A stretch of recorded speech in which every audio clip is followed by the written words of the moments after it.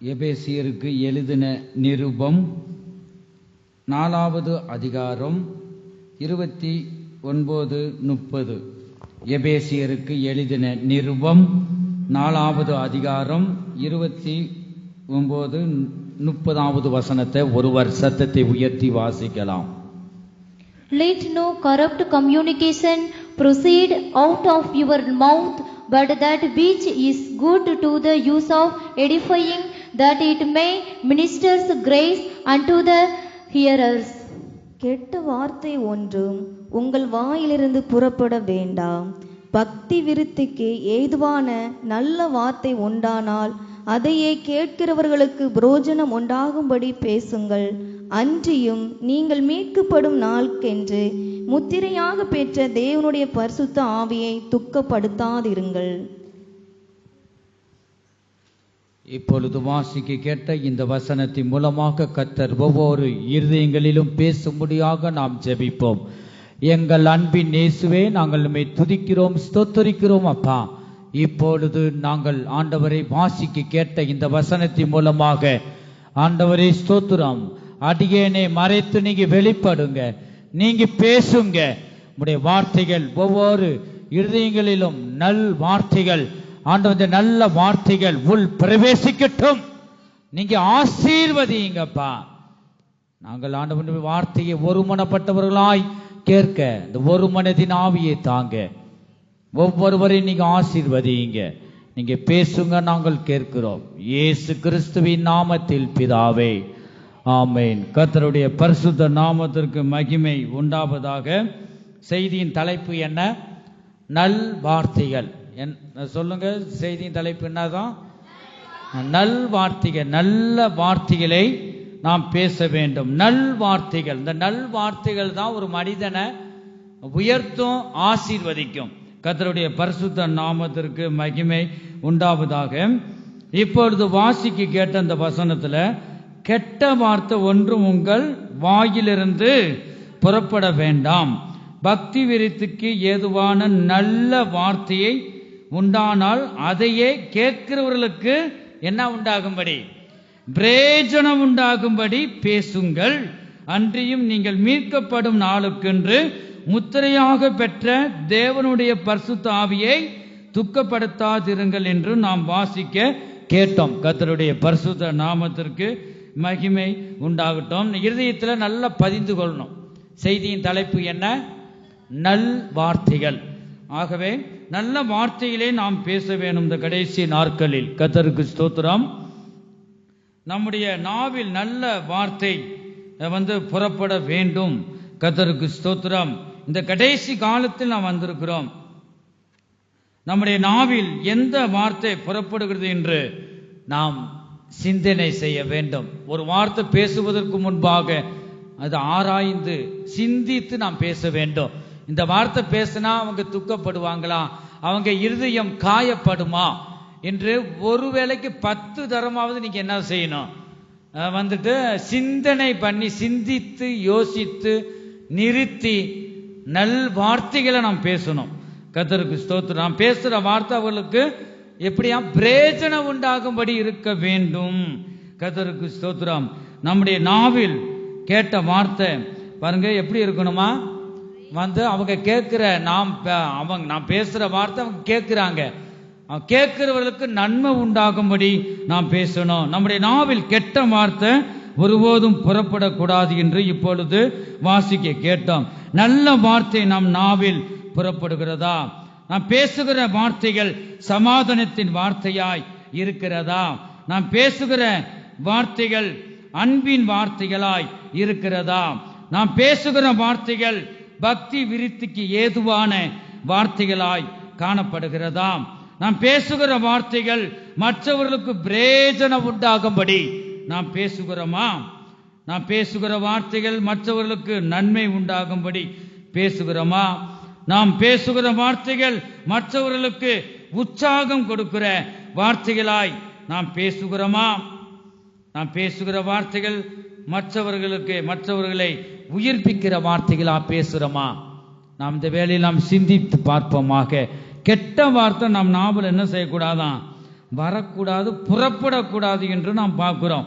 நாம் பேசுகிற வார்த்தைகள் கிருபையுள்ள வார்த்தைகளாய் நாம் பேச வேண்டும். என் ஜனமே, கர்த்தருக்கு ஸ்தோத்திரம். என் நாவுல ஒருபோதும் கெட்ட வார்த்தை வராதுன்னு சொல்றவங்க எத்தனை பேர் நம்ம சொல்ல முடியும்? தேவ சமூகத்தில் நாம் இருக்கிறோம். நம் நாவுல நல் வார்த்தைகளை பேசணும். பரிசுத்த ஆவியானவர் கூட நம்ம அந்த ஆராதனை பகுதியிலும் கூட பேசினார். எதை விதைக்கிறாயோ அதையே அறுப்பாய். கோதுமையை போட்ட கோதுமை தான் வரும் பாருங்க, அதுதான் உண்மை. வேப்ப முத்தம் போட்ட வேப்ப மரம் தான் வரும். நீ பேசுற வார்த்தை என்ன? நல் வார்த்தையை பேசினா நல்ல கனி, இனிக்கிற கனியை நீ சாப்பிடலாம் பாருங்க. நீ கசப்பான கனியை நீ விதைச்சா கசப்பு தான் வரும். கர்த்தருக்கு ஸ்தோத்திரம். ஆகவே உன் இருதயத்தில் நல் வார்த்தைகள் காணப்பட வேண்டும். இந்த நல் வார்த்தைகள் தான் ஒரு மனிதனை நீங்க வேதத்தை எடுத்து பார்த்தீங்கன்னா அநேகர் இந்த நல்ல வார்த்தைகளை பேசினார்கள். இயேசு கிறிஸ்து சொன்னாரு, இயேசு கிறிஸ்து கீழே அந்த 12 சீசர்களுக்கு இயேசு கிறிஸ்து சொன்னார், ஒரு வீட்டுக்கு நீங்க போகும்போது இந்த வீட்டுக்கு சமாதானம் என்று சொல்லிட்டு நான் போனோம் உள்ள. ஆகவே ஆண்டவர் சொல்லி கொடுத்திருக்கிறார், நாம் தேவனை ஏற்றுக்கொண்ட ஒவ்வொருவரும் இயேசு கிறிஸ்துவின் சீசர்களாக நாம் இருக்கிறோம். ஆகவே நாம் ஒருவருக்கொருவர், இந்த சபைன்னு சொல்லுவது ஐக்கியம், நம்மளாம் ஒரே குடும்பமா இருக்கிறோம். அதனாலதான் சபை கூடி வருதலை ஒரு சிலர் விட்டு விடுவது போல நீங்கள் விட்டு விடாதிருங்கள். ஆகவே இந்த சபையாகிய ஒரே குடும்பமா இருக்கிற ஒருவரை நாம் வேறு பிரித்து பார்க்க கூடாது. நாம் கிருபையுள்ள வார்த்தையை பேசணும், அவங்களை உயிர்ப்பிக்கிற வார்த்தைகளை பேசணும். கர்த்தருக்கு ஸ்தோத்திரம். ஆக எதாகிலும் நம்ம பேசி எதாகிலும் ஒன்று ஆகிருச்சுன்னு வச்சுக்கோங்களேன், அந்த ஆத்மா, அந்த இரத்த பலி நம்மகிட்ட ஆண்டவர் கேட்பார். ஒவ்வொரு தேவனுடைய பிள்ளைகளும் இருதயத்தில் வைத்துக் கொள்ளுங்கள். ரட்சிக்க ஆத்மா தாங்குற சக்தி இல்லை, ஏதாவது பண்ணிக்கிறது. அந்த ஆத்மா நரகத்துக்கு தான் போகும், பரலோகம் போகாது. ஆகவே அந்த ஒரு மனிதனை புண்படுகிற மாதிரி ஒருவராகிலும் நீங்களும் நானும் ஒருபோதும் அப்படி காணப்படக்கூடாது. ஆகவே நான் பேசுற வார்த்தை அவங்களை ஆசீர்வதிக்கணும். நீங்க ஒரு வார்த்தை சொன்னா போதும், அவங்களுக்குள்ள பலன் எப்படிதான் வரும்னு தெரியாது. அதுதான் நல்ல வார்த்தையில அவ்வளவு சக்தி இருக்கு, ஆசீர்வாதம் இருக்கு, நன்மை இருக்கு. அதை நீங்க ருசி பார்த்துட்டீங்கன்னா விட மாட்டீங்க. கர்த்தர் நல்லவர் என்பதை ருசித்து பாருங்கள். ஆகவே இந்த நல்ல வார்த்தைகள் நீங்க பேசி பாருங்க, உண்மையாகவே ஆண்டவர் நிச்சயம் ஆசீர்வதிப்பார். நாம் பேசுற வார்த்தை உருவாக்கக்கூடியது. நீங்க அப்படி பேசாம இருந்தீங்கன்னா, கெட்ட வார்த்தை நீங்க பேசுனீங்கன்னா அது பலிக்கும். வேதத்தில் இருக்கு, நீங்க நல் வார்த்தைகளை பேசும்போது, நல்ல வார்த்தைகளை பேசும்போது நல்ல தேவன் வார்த்தையாக நான் நாவில் உட்கார்ந்திருப்பார். நம் நாவுல வார்த்தை, நம்முடைய தேவன் வார்த்தையாக இருக்கிறார். இந்த வார்த்தையாகிய தேவன் நல்ல வார்த்தைகளை பேசும்போது அது பலிக்கும். கெட்ட வார்த்தை வரும்போது அது பலிக்கும். அந்த கெட்ட வார்த்தை உன் நாவுல வரும்போது கர்த்தர் நாவுல இருந்து என்ன செய்வார்? வெளியில வந்துடுவார், வெளியில நிற்பார். இந்த கெட்ட வார்த்தை பேசும்போது பிசாசு நாவுல உட்கார்ந்துக்குருவான். நீ சொல்ற வார்த்தை அப்படியே பலிக்கும். தீமை செய்யறதுனா யாருடைய வேலை? பிசாசுடைய வேலை. நீங்க வேதத்தில் எடுத்து படிச்சு பார்த்தீங்கன்னா தெரியும். நம்ம கிருபை இல்லாத வார்த்தை, கெட்ட வார்த்தை, தீமையான வார்த்தை, இதெல்லாம் பிசாசுடைய செயல்பாடுகள். அப்படி பேசும் போதெல்லாம் பிசாசு நாவுல உட்கார்ந்துருவான். அவன் சொல்றது பலிக்கும், ஆனா அதை நாசம் பண்ணுவான், அழிப்பான். அவன் அழிப்பதற்கும் அழிக்கவும் கொல்லவும் வருவான் என்று வேதத்துக்கு என்ன இல்லை வரல. யோவான் சுவிசேஷத்துல நாம் பார்க்கிறோம். ஆகவே நம்முடைய தேவன் ஆசீர்வதிக்கும் தேவன். எத்தனைபடிய நாவுல கெட்ட வார்த்தையே இந்த 2025 வருஷத்துல கெட்ட வார்த்தையே நான் பேசல, யாரையும் பார்க்க கூடாது. நீங்க உண்மையாக இந்த வேலை எல்லாரும் கண்களை மூடுங்க. எல்லாருமே கண்களை மூடி, கர்த்தாவே நான் நிர்பந்தமான மனுஷன், நான் ஆண்டவரே இந்த கெட்ட வார்த்தை என் நாவுல எப்படியாவது தெரியாம வந்திருக்கலாம். எல்லாருமே பரிசுத்தவான்கள் கிடையாது. பரிசுத்தம் உள்ளவன் பரிசுத்தமாகட்டும். நான் பரிசுத்தமாகிக் கொண்டு இருக்கிறோம், யாரையும் வேடிக்கை பார்க்க வேண்டாம். ஆண்டவரே நான் கெட்ட வார்த்தை பேசுனது உண்மைதான் அப்பா, மன்னிக்கும். இருதயத்தில் சொல்லுங்க, யாரையும் நான் கைகளை உயர்த்து சொல்ல மாட்டேன்.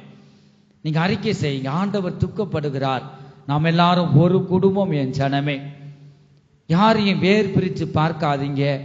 படிச்சவன் படிக்காதவன் என்று நீ பார்க்காத. அது மனுஷன்தான் அப்படி பார்ப்பான்.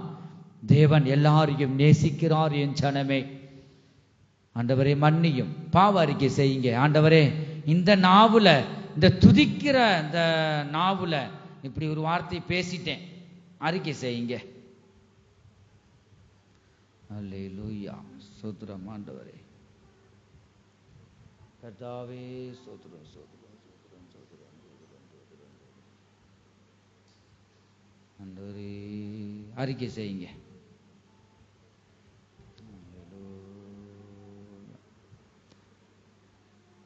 அறிக்கை செய்கிற ஒவ்வொருவரையும் ஆண்டவரே உம்முடைய பரிசுத்தமுள்ள ரத்தம் கழுவி சுத்திகரிக்கட்டும். இயேசுவின் நாமத்தில் பிதாவே, ஆமென். ஹல்லேலூயா. இனிமே ஒரு கெட்ட வார்த்தை கூட பேச மாட்டேன். அப்படிப்பட்ட வார்த்தை நாவுல வராது. ஆண்டவர் எனக்கு கிருபை தந்து நல்ல வார்த்தைகளை பேச உதவி செய்வார். இனிமே நான் கெட்ட வார்த்தை பேச மாட்டேன், நல்ல வார்த்தை பேசுவேன். அப்படி சொல்றவங்க சத்தத்தை உயர்த்தி சொல்லுங்க, ஹல்லேலூயா. ஒரு சில கூட்டம் இருக்கு, நான் பேசுறத பேசிக்கிட்டு தான் இருப்பேன், சத்தம் இல்லை. ஆகவே நீங்க ஒப்பு கொடுக்கும் போதுதான் இந்த நல் தேவன் நல்ல மனுஷன்டா, அவன் நல்ல வார்த்தை பேசுற, அவன் பேரு நல்ல மனுஷன் பார்க்கிறோம்ல. அப்படிதான் இந்த வேதத்தில் அநேகரை பற்றி கர்த்தர் சொல்லியிருக்கிறார். நல்ல மனிதன், அப்படி நல் வார்த்தைகள் அப்படி பார்க்கிறோம். ஆகவே நல்ல வார்த்தைகளை நாம் பேச வேண்டும் என் ஜனமே. இந்த கடைசி நாட்கள்ல அப்படி ஒரு குடும்பத்தில் சமாதானம் கேடு அப்படி வருகிறது. கெட்ட வார்த்தை ஒருபோதும் நாவல் என்ன செய்யக்கூடாதான், புறப்படக்கூடாது என்று நாம் பார்க்கிறோம். கர்த்தருக்கு ஸ்தோத்திரம். கெட்ட வார்த்தை நாம் பேசும் போகும்போது தேவன் நம் நாவை விட்டு விலகி போய் விடுவார் என் ஜனமே. எத்தனை பேர் நல்ல வார்த்தை பேச வேண்டும் என்று நீங்க தீர்மானம் பண்ணியிருக்கிறீர்கள்? கர்த்தருக்கு ஸ்தோத்திரம். நாவில் எப்பொழுதும் அவர் வாசம் செய்து காணப்பட வேண்டும், ஆளுகை செய்ய வேண்டும். தகாத வார்த்தைகள் நாம் நாவில் வரக்கூடாது. கர்த்தருக்கு ஸ்தோத்திரம். எபேசியர் 5வது அதிகாரம் 4வது வசனத்துல பார்க்கிறோம். அப்படியே neither for faithfulness nor foolish talking nor justice, which are not convenient, but rather giving of thanks. அப்படியே வம்பும் புத்தீனமான பேச்சும் பரியாசமும் தகாதவைகள் ஸ்தோத்திரம் செய்தாலே தகும். ஹல்லேலூயா. நீங்க என்னதான் செய்யணுமா? ஸ்தோத்திரம். ஏதாவது ஒரு சோதனை தேடி வருது, நீங்க என்னதான் செய்யணும்? அங்க வரும்போது ஸ்தோத்திரம் ஸ்தோத்திரம் ஸ்தோத்திரம் ஸ்தோத்திரம் அப்படி நீங்க ஸ்தோத்திரத்தை பண்ண கிளம்பிடணும். வேற நீங்க பேசுற எல்லா வார்த்தையும் பாவம் இல்லாம இருக்காது. ஆகவே நீங்க என்னதான் செய்யணும்? சோதனை என்னை தேடி வருது, அப்ப வரும்போது என்ன செய்யணும்? ஸ்தோத்திரம் ஸ்தோத்திரம் ஸ்தோத்திரம் கத்திரணும். பார்த்துட்டு போறாங்க. ஆகவே நீங்க ஸ்தோத்திரங்களை ஆகாத சம்பாசனைகள் நல் ஒழுக்கங்களை கெடுக்கும் என்று பார்க்கிறோம். இந்த இடத்துல பார்க்கிறோம். அப்படியே வம்பும் புத்தியனமான பேச்சும் பரியாசமும் தகாதவைகள், இதெல்லாம் தகாதவைகள். ஸ்தோத்திரம் செய்வதலை தகும். ஸ்தோத்திரம் செய்யணும். எத்தனை பேர் நம்ம ஸ்தோத்திரம் பண்றோம்? ஸ்தோத்திரம் ஸ்தோத்திரம் என்று நீங்க சொல்லணும். அநேக சபையில் ஸ்தோத்திரம் பண்ணி சொல்லி தந்திருக்க மாட்டாங்க. ஆகதான் பிரச்சனைகள் வருது. ஆகவே நாம் ஸ்தோத்திரம் பண்ண வேண்டும். எத்தனை பேர் இந்த அதிகாலையில் நீங்க ஸ்தோத்திரம் பண்ணீங்க? கைகளை உயர்த்துங்க பார்ப்போம். ஸ்தோத்திரம் பண்ணணும். தூங்குறவரெல்லாம் சொல்லுங்க ஹல்லேலூயா. ஒரு சில கூட்டம் எப்போதுமே தூங்கிட்டு தான் இருக்கு. ஆகவே விழிப்புள்ளவர்களாக இருக்கணும். யோனா மாதிரி தூங்கிட்டீங்களா போச்சு, கப்பல் கவுந்துரும். ஆகவே நீங்க விழிப்புள்ளவர்களாகவே இருக்க வேண்டும். கர்த்தருக்கு ஸ்தோத்திரம். தேவையில்லாத வார்த்தைகள் நம்ம நாவல் என்ன செய்யக்கூடாதாம், வரக்கூடாது என்று நாம் பார்க்கிறோம். ஸ்தோத்திரம் செய்ய வேண்டும். ஸ்தோத்திர பலி எடுக்கிறவன் தேவனை மகிமைப்படுத்துகிறான். நம் ஸ்தோத்திரம் செய்ய நீங்க வாஞ்சிக்கணும். பாருங்க, உங்க நாவல ஸ்தோத்திரங்கள், பாடல் சத்தம், துதியின் சத்தம் அதுதான் இருக்கும். பாடல் சத்தம் அப்படி இருக்கணும். நன்மையான வார்த்தைகள், நல் வார்த்தைகள் நீங்க இப்படி பேசுனீங்கன்னா ஆகாத சம்பாசனைகளை, தேவனுக்கு பிரியமில்லாத காரியங்களை பேச மாட்டீங்க. கர்த்தருக்கு ஸ்தோத்திரம். ஆகவே நாம் நல் வார்த்தைகளை பேச வேண்டும். அதே மாதிரி ஒன்று சொல்லுகிறோம் பாருங்க, ஒரு குடும்பத்துல நீங்க யாரும் தலையிடக்கூடாது. அவரவர குடும்பம் உண்டு, பிள்ளைகள் உண்டு. அதே மாதிரி நம்ம கணவன் உண்டு, நம்ம பிள்ளைகள் உண்டு, நம்ம மனைவி உண்டு. அது மட்டும்தான் இருக்கணும். என்ன காரணத்தை கொண்டும் மற்ற குடும்பங்களில் தலையிட்டு சீரழிஞ்ச மனுஷனை பற்றி பார்க்கிறோம், மனுஷியை பற்றியும் பார்க்கிறோம். வேதத்துல பழைய ஏற்பாடுல எடுத்து பார்த்தீங்கன்னா வீடுகளில் இருந்து வாசிங்க, நேரம் இல்லை. ஆகவே வந்துட்டு இன்னொரு குடும்பத்துல நீங்க தலையிடக்கூடாது. கர்த்தருக்கு ஸ்தோத்திரம். தேவனே சொல்றாரு, தேவன் நினைச்சத மனுஷன் பிரிக்காதிருக்க கடவன். நீ எந்த விஷயத்திலும் பிரச்சனையை பொட்டணத்தை அந்த குடும்பத்துல போட்டு கணவன் மனைவி நீ பிரிச்சா ஏதோ சொல்லுவாங்க, அந்த கொலை செய்யறவனை விட கொலை செய்ய தூண்டுகிறவனுக்கு என்னதுதான் உண்டு, அதிக தண்டனை உண்டு என்று பார்க்கிறோம். ஆகவே இப்படிப்பட்ட சுபாவங்கள் பிசாசின் சுபாவமாய் இருக்கிறது. நம்ம பிள்ளைகள் உண்டு, குடும்பம் உண்டு, எந்த குடும்பத்திலும் நீங்க தலையிடக்கூடாது. உபவாச கூட்டமா ஜெபமா அதுக்கு மட்டும் நீங்க வந்துட்டு என்ன செய்யணும், நல் வார்த்தைகளை, கிருபையுள்ள வார்த்தைகளை பேசிட்டு போயிடணும். ஏன்னா நீங்க ஆலயத்துக்கு வரலாம், வந்துட்டு தீர்க்க தரிசன வரங்களை உடையவனா இருக்கலாம், சகலமும் இருக்கலாம், அந்நிய பாஷை பேசலாம். வேத வசனம் வாசிக்கிற 1 கொரிந்தியர் 13ஆம் அதிகாரத்தை நீங்க வீடுகளில் இருந்து வாசித்து பாருங்க. அன்பு இல்லாட்டி என்ன இல்ல, ஒன்றும் பிரயோஜனம் இல்ல. இந்த அன்பின் தேவன் ஒன்று ஆபுல காணப்பட வேண்டும். இந்த அன்பின் தேவன் இருந்தா ஒருத்தர் பேசிட்டாலும் சகித்து போவ, நீயா நானா பாருங்க. அப்படி ஒருபோதும் இருக்கக்கூடாது. நாம் பேசுகிறது யார் யார் பார்க்கிறாங்களோ இல்லையோ, உங்களுக்கு 2 பேருக்கு கூட ஆண்டவர் இருக்கிறார். ஆவியான தேவன் துக்கப்படுகிறார், அவர் பார்த்து கொண்டு இருக்கிறார். பாஸ்டர் பார்க்கல, வேற அவங்க பார்க்கல, இதெல்லாம் தேவையில்லை, கர்த்தர் பார்க்கிறார். ஆகவே இந்த காண்கிற தேவனுக்கு முன்பாக நாம் எப்படி இருக்கணுமா, நல்ல வார்த்தைகளை நாம் பேச வேண்டும். அப்படி ஆண்டவரே என் கணவனை ரட்சிங்க, ஆண்டவரே ஸ்தோத்திரம், பிள்ளைகளை ஆண்டவர் ஆசீர்வதிங்க, நான் ஆலயத்துக்கு வரணும், உங்களுடைய சமூகத்துக்கு வரணும், நீங்க கிருபை செய்யுங்க. எத்தனோ காரியம் இருக்கு பாருங்க, இதை நீங்க செய்யணும். அதை விட்டு இன்னொரு குடும்பத்துல தலையிடுகிறதும் இது பிசாசின் ஆவிகள். பிசாசுக்கு எதிர்த்து நிலுங்கள், அப்பொழுது அவன் உங்களை விட்டு ஓடி போவான். எதிர்த்து நிக்கணும். ஆகவே எப்படி எதிர்த்து நிக்கிறது, இந்த பிரச்சனைகள் வரும் நமக்குள்ள தூண்டும், இந்த தூண்டுறதை அமர்த்தி போட்டுறணும். இப்போ இயேசுவ நாமத்துல சொல்லிட்டு அதுக்கு பதிலாக அன்பு நம் உள்ளத்துல வரணும். என்னதான் தீமை செய்தாலும் தீமையே நன்மையினால வெல்லு, எல்லாம் தெரியத்தான் செய்யுது வசனம். ஆகவே வசனம் தெரிஞ்சவங்க ஒரு ஜாக்கிரதையா இருக்கணும். வசனம் தெரியாதவங்க கூட ஓரளவுக்கு பேசிட்டாலும் ஆண்டவர் மன்னிப்பார். வசனம் தெரிஞ்சவங்க மனம் கசந்து அழுதுதான் ஆண்டவர் மன்னிப்பார். ஆகவே ஆண்டவர் மன்னிக்கிற தேவனாய் இருக்கிறார். அவருடைய வார்த்தைகளை துணிகரமா நாம் ஒருபோதும் என்ன செய்யக்கூடாது, பேசக்கூடாது. கெட்ட வார்த்தை ஒரு ரட்சிக்கப்பட்ட பிள்ளைகளுடைய நாவுல ஒருபோதும் வரக்கூடாது. மேல அப்படியே ஆடியோ பதிஞ்சுக்கிட்டே இருக்கும். எங்க பரலோக ராஜ்யத்தில் நீங்களும் நானும் பேசுகிற வார்த்தைகள் ஞாபக புஸ்தகத்தில் எழுதப்பட்டிருக்கு, நல்லதும் கெட்டதும். நான் பேசுற வார்த்தை ஒருபோதும் அங்க மாறி போகாது, யாரும் தப்பிக்க முடியாது. கர்த்தருக்கு ஸ்தோத்திரம். நாடியன் இருக்கிறனா வியாபாரம் கொடுத்தேன், எத்தனை ஜனங்களை உனக்கு தந்தேன், என் மந்தையை நீ ஒழுங்கா மேய்ச்சி கண்டித்து கொண்டு போனையா, எல்லாம் பணத்துக்கு ஆசைப்பட்டு ஒரு சார்பா நீ பேசுனியா? இந்த அற்ப பணத்துக்காக எதுக்கு நான் பரலோகம், அதுதான் நீ நித்தியமானது. அதை நினைச்சு நான் அந்த உன்னதமான இடத்தை நான் விட மாட்டேன். ஆகவே எல்லாரும் தான் என்னுடைய பிள்ளைகள்.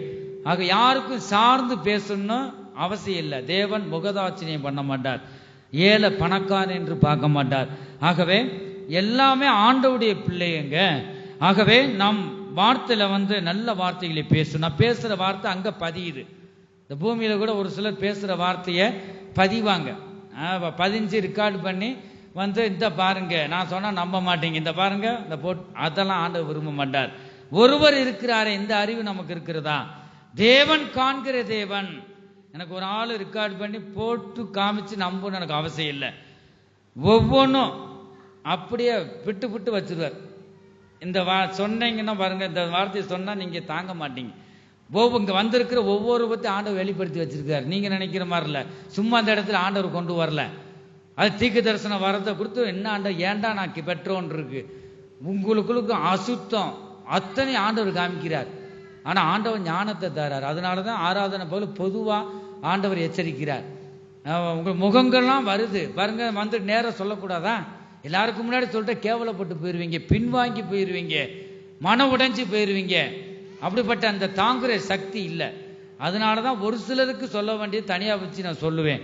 ஆகவே ஒவ்வொருவரையும் ஆண்டவர் பார்க்கிறார். யாருமே நல்லவன் கிடையாது, பரிசுத்தவான் கிடையாது. ஆகவே நீங்க தன் பாவங்களை நீங்க அறிக்கை செய்யணும்.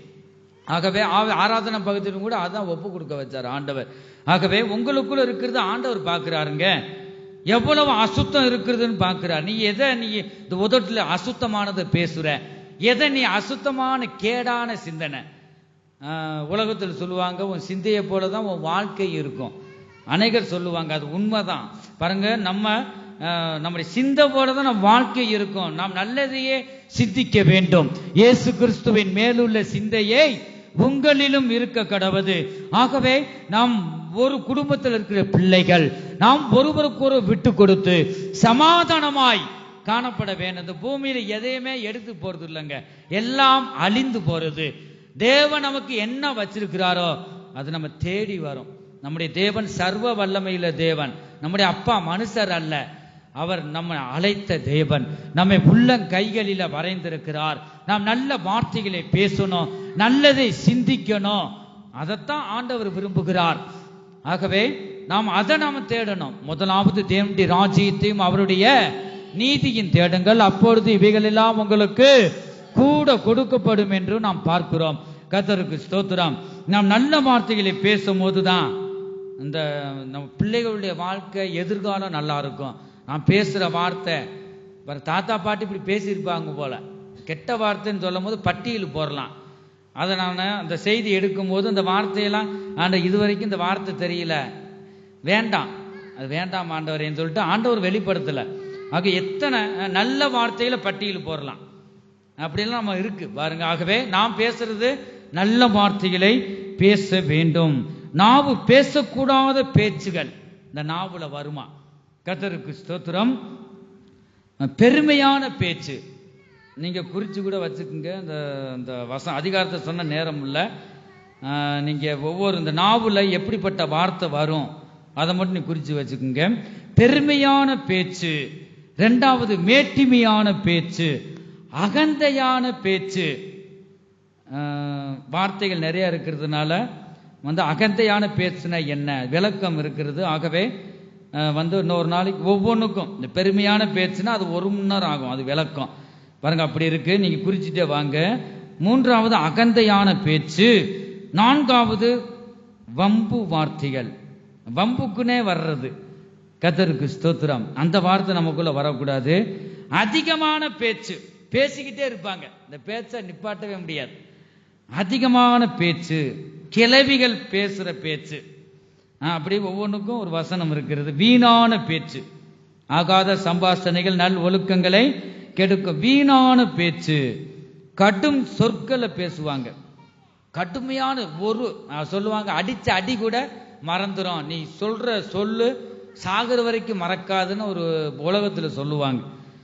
கடுமையான சொற்கள் வேதம் சொல்லுகிறது. கர்த்தருக்கு ஸ்தோத்திரம். அது பேசக்கூடாது. தன்னை புகழ்ந்து பேசக்கூடாது என்று பார்க்கிறோம், அதுவும் தீமைதான்.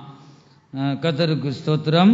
தீமையை பேசக்கூடாது, துர்ச்செய்தியை பேசக்கூடாது, வம்பு வார்த்தைகளை பேசக்கூடாது என்று பார்க்கிறோம். புத்தியீனமான பேச்சு, பரியாச பேச்சு. அடுத்து சபிச்சு பேசக்கூடாதான். மற்றவர்கள் மனதை புண்படுத்தும்படியாக அந்த வார்த்தைகளை பேசக்கூடாது. இருமாப்பான வார்த்தைகளை பேசக்கூடாது என்று பார்க்கிறோம். கோல் சொல்லுதல் பாருங்க, கோல் சொல்லுதல், ஒருவருக்கு முறையிடுறது, கோல் சொல்றது. அநேக இடங்கள்ல வேதத்துல பார்க்கிறோம். அத்தனை வார்த்தையும் தியானிக்க நேரம் இல்லை. வாசிங்க லேவியராகமம் 19வது அதிகாரம் 16வது வசனம். நீங்க அந்த கோல் சொல்ற அந்த புத்தி இருக்கிறதா வீடுகளை கூட வாசிங்க பாருங்க. புறங்கூறுதல், புறங்கூறுதல் என்று சங்கீத புஸ்தகம் 15வது சங்கீதம் 3வது வசனம். சீக்கிரம் எடுத்து வாசிங்க. புறங்கூறுதல். அவன் தன் நாவினால் புறங்கூறாமலும் தன் தோழனுக்கு தீங்கு. எப்படியா? தன் நாவினால. உங்க நாவுல என்ன செய்யக்கூடாது? புறங்கூறக்கூடாது. புறங்கூறுறதுனா என்னது சொல்லுங்க பாப்போம், சொல்லுங்க.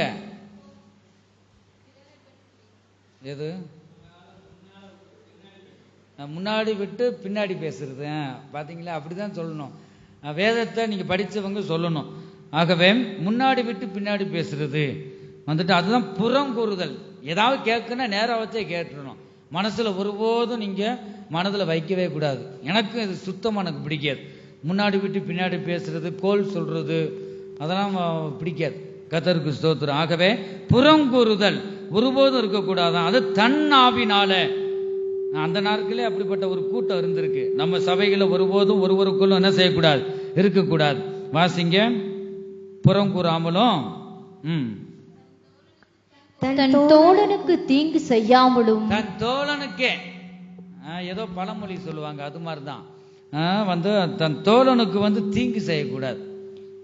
தன் அயலான் மேல் சொல்லப்படும் நிந்தையான பேச்சை எடுக்காமலும் இருக்கிறான். கர்த்தருக்கு ஸ்தோத்திரம். ஆகவே அந்த வார்த்தையை எடுக்கக்கூடாது. தப்பு இருக்கா? இப்பெல்லாம் ஒரு செய்தி ஒரு குடும்பத்தில் நடந்துருச்சுன்னா, ஒரு தவறான ஒரு செய்தி இருந்துட்டாலும் பெரும்பாலும் என்ன செய்வாங்க, ரட்சிக்கப்படாதவ கூட மனசுல வைப்பாங்க. இப்ப ரட்சிக்கப்பட்டவது அநேகர் அப்படியே பரவிடும். நல்ல வார்த்தை பரவாது. கர்த்தருக்கு ஸ்தோத்திரம். நல்ல ஒரு சுவிசேஷத்தை ஒரு 4 பேருக்கு சொல்லுங்க, அது பரவாது. துர்ச்செய்தி வந்துடும். ஒரு ஆள்கிட்ட தான் சொல்லுவாங்க, அது அங்க சொல்லி பரவிடும். ஒருபோதும் இந்த புறங்கூறுதல் நமக்குள்ள இருக்கக்கூடாது. நம்ம நல்லதே சிந்தித்தா உனக்கு நல்லது நடக்கும். எதை விதைக்கிறாயோ அதையே அறுப்பாய் என்று நாம் பார்க்கிறோம். பிரயோஜனம் இல்லாத வார்த்தைகள் அந்த ஒருபோதும் நம் நாவல் என்ன செய்யக்கூடாது, வரக்கூடாது. பேசுற வார்த்தை பிரயோஜனம் இல்லைன்னு தெரியுது, தெரிஞ்சே பேசுவது. பிரயோஜனம் இல்லைன்னா அது பேசி கலகம்தான் வரும். ஆகவே பிரயோஜனம் இல்லாத வார்த்தையே பேசக்கூடாது. யோபின் சரித்திரம் 15வது அதிகாரம் 3வது வசனத்துல இந்த வார்த்தை இருக்கு. தர்க்கத்தை உண்டு பண்ணும் வார்த்தைகள், அந்த பேச்சு இருக்கக்கூடாது. ஓய்வு நாளில் சொந்த பேச்சு பேசக்கூடாது. கபடான பேச்சு வரக்கூடாது. கடினமான பேச்சு, கசப்பான வார்த்தை, தகாத காரியங்களை பேசுவது, மற்றவர்களை குற்றவாளியாக தீர்ப்பது, அது ஒருபோதும் இருக்கக்கூடாது. ரோமருக்கு எழுதின நிருபம் 2வது அதிகாரம் 1வது வசனம் வாசிங்க. ஆகையால் மற்றவர்களை குற்றவாளியாக தீர்க்கிறவனே, நீ யாரானாலும் சரி, யாரா இருந்தாலும் சரி, நீ ஊழியக்காரனா இருக்கலாம், விசுவாசியா இருக்கலாம், சின்ன பிள்ளைகளா இருக்கலாம், வாலிபனா இருக்கலாம், நீ யாரா இருந்தாலும் சரி, மற்றவர்களை குற்றவாளியாக தீர்ப்பதற்கு நீ யார்? ஆண்டவன் இந்த கால வேளையிலும் கூட அவர் பவுல் மூலமாக தேவன் நம்மோடு பேசுகிறார். பாருங்க, நீ யார்? நீ யாரானாலும் சரி, போக்கு சொல்ல உனக்கு இடமில்லை. சாக்கு போக்கு சொல்ல உனக்கு இடமில்லை. நீ குற்றமாக தீர்க்கிறவைகளை எவைகளோ அவைகளை நீயே செய்கிறபடியால். நீயே செய்யறியே, நீயே பேசுறிய. கெட்ட வார்த்தை நீ பேசுற, அவதான் கெட்ட வார்த்தை பேசினா, அவன் தான் கெட்ட வார்த்தை பேசினான். சொல்றதுக்கு உனக்கு என்ன அதிகாரம்? நீயே பேசுறியே. கொஞ்சம் திண்டாலும் அதான், நிறைய திண்டாலும் அசுத்தம் தான். நீ ஒரு வார்த்தை பேசினாலும் தேவனை நீ துக்கப்படுத்துகிறாய். உன் கண்ணில் இருக்கிற துரும்ப நீ பார். இந்த இடத்துல பார்க்கிறோம், நீ யாரா இருந்தாலும் சரி, நீ இந்த கெட்ட வார்த்தை உனக்குள்ள இருக்கு. அதனாலதான் அவங்கள நீ சொல்ற, நீ பேசுற. ஒருவருக்கு ஒரு முறையிடுவது அது தேவனுக்கு பிரியமில்லாத காரியம். நீ புத்தியில ஸ்திரியா இருந்தா நீ அமர்த்துவ, பொறுமையோடு இருப்ப, தன்னை வெளிப்படுத்த மாட்ட. ஆண்டவரே ஸ்தோத்திரம், நீங்க எனக்குள்ள இருக்கீங்கப்பா, கிருபை தாங்க, பொறுமையை தாங்க, சகிக்க பொறுமையை தாங்க, அப்படி சொல்லணும். முறையிடக்கூடாது. ஒருவருக்கு ஒரு கெட்ட வார்த்தை வாயில வரக்கூடாது. அது முறையிட்டு ஊருக்கே தெரியாத விஷயத்தை அவங்களே தெரியப்படுத்திடுறாங்க. அதுதான் வேதம் அதுன்னு சொல்லுது. ஆகவே அந்த இடத்துல நம்ம சகோதரர்கள், நம்ம சகோதரிகள், நான் ஒரு குடும்பத்தில் இருக்கிறவங்க, நம்ம எல்லாரும் தேவனுடைய பிள்ளைகள். சரி தெரியாம பேசிட்டா மன்னிச்சுக்குங்க, அமர்த்திடணும், தண்ணி ஊற்றி அமர்த்திடணும். நீங்க அதை விட்டுட்டு நெருப்ப அதிகரிக்க கொழுந்து விட்டு எரிஞ்சிடும். யாக்கோபுல இப்படி வசனத்தை வாசிக்கிறோம் பாருங்க. ஆகவே தகாத காரியங்களை பேசக்கூட, மற்றவங்களை குற்றவாளியாக தீர்ப்பதற்கு நாம் யார்? நம்ம குடும்பத்தை பார்க்கணும், நம்ம கணவன் பிள்ளைங்க, அதுல தான் நம்ம சிந்தை இருக்கணும். என் பிள்ளைய ஒருபோதாகிலும் மற்ற குடும்பத்தில் மூக்க நுழைக்கவும் அந்த தகாத வார்த்தைகளை பேசுனா, நீ இதைத்தான் விதைச்ச. நாளைக்கு உன் பிள்ளைகளும் கல்யாணம் ஆகி இதே சூழ்நிலை வரும், மனதில் வச்சுக்கோங்க. ஆகவே நீ நல்லதை பேசினா உன் பிள்ளைய நல்லா இருக்குங்க. உன் நாட்கள் வாழுகிற அத்தனை நாட்களும் கிருபையும் நன்மையும் தந்து உன்னை வழி நடத்துவார். ஆகவே நல்லதை நீங்க பேசுறீங்களா? நீ நல்லதை சிந்தித்தா உன் பிள்ளைய நல்லா இருக்கும். ஆகவே நீங்க மனதில் வைத்துக் கொள்ளுங்கள். மற்றவர்களை குற்றவாளியா தீர்ப்பு செய்வதற்கு நாம் யார்? அவைகளை நீயே செய்கிறபடியால் நீயே செய்கிற, நீயே பேசுற, நீ மற்றவர்களை குறித்து சொல்லுகிற தீர்ப்பினாலே உன்னை தானே குற்றவாளியாக தீர்க்கிறாய். ஒரு சில நேரங்கள் இந்த இடத்துலயும் இப்படி நடந்திருக்கு. ஒரு சில இடங்கள்லயும் கூப்பிடுவாங்க. போகும்போது தான் அப்ப தெரியுது. பாருங்க, நம்ம மனசுக்குள்ளே சிரிச்சுக்கிறேன் சரின்னு சொல்லிட்டு, இந்த வார்த்தை உனக்கு அடைஞ்சு போய் கிடக்கு இருதயத்துல. அவனை நீ குற்றவாளின்னு தீர்க்கிறிய சொல்லிட்டு பாருங்க, ஆண்டவர் உணர்த்திடுவார். நீங்க நினைக்கிற மாதிரி இல்லை, சும்மா அந்த இடத்துல ஆண்டவர். அதனாலதான் ஊழியக்காரர்ல கண்டா இன்னைக்கு எல்லா ஊழியர்களும் மாதிரி நினைக்காது. உண்மையான ஊழியர்கள், தேவனுக்கு உண்மையா இருக்கிறவங்க இருக்காங்க. நீங்க தன்னை நீதிகரிச்சாலும் இருதயத்தில் என்ன இருக்குன்னு இருக்கு, நாங்க சொல்ல மாட்டோம். சொல்லி நாளப்பனா அப்படி இருப்ப உள்ளதும் சொல்ல மாட்டாங்க, நாங்கள் ஒரு சொல்ல மாட்டோம். பொதுவா ஆண்டவர் எச்சரிப்பார். ஆகவே ஒரு நீதிமான் மாதிரி நம்ம என்ன செய்யக்கூடாது, காமிக்க கூடாது. தன் பாவங்களை நீ மறைக்க கூடாது. அந்த குற்றங்கள் தேவனுக்கு முன்பாக அறிக்கை செய்து அதை விட்டு விடும் போது இயேசு கிறிஸ்துவின் இரக்கத்தை நீ பெற்றுக்கொள்வாய். இந்த இடத்துல அதான் பார்க்கிறோம். அடுத்து பாருங்க, இச்சையான வார்த்தைகளை பேசக்கூடாது. ஒரு தடவை இச்சையை தூண்டுகிற வார்த்தையே பேசி அவங்களை பள்ளத்திலே தள்ளி விட்டுருவாங்க. அந்த பாவத்துல தள்ளுவதற்கு நம்மளே காரணம். ஒரு குடும்பம் கெட்டு போவதற்கு காரணமே ஒருவர் தான் பின்னாடி இருப்பாங்க. பாருங்க, இது குழந்தை, அது பேசாதே, இது பேசக்கூடாத வார்த்தை பேசுதே. ஆண்டவர் கேட்டாரா இல்லையா? ஆதிகாமத்துல நீங்க படிச்சு பாத்தீங்கன்னா, ஆதாமே நிர்வாணி என்று உனக்கு சொல்லிக் கொடுத்தவன் யார்? அவருக்கு தெரியாத நம்ம அப்பாவுக்கு? நீ பேச மாட்டிய, சொல்லக்கூடாத வார்த்தை நீ பேசுற. அப்ப ஒரு சிலர் பேசும்போது கூட பாக்குறோம், யாரோ பின்னாடி சொல்லி கொடுத்துருக்காங்க. இந்த குழந்தை தவ்வாதே, இப்படி பேசுறதுக்கு காரணம் பின்னாடி ஒருவர் இருக்கிறான் பாருங்க. அதுதான் அவனுக்கு மிகுந்த அதிகமான பாவம் உண்டு என்று வேதத்துல வாசிக்கிறோம். ஆகவே ஒரு குடும்பத்தை நம்மள்ட்ட நன்மை பெறணும், நல்லா இருக்கணும். அதுக்குதான் இந்த ஆலயத்துக்கு வாரோம்.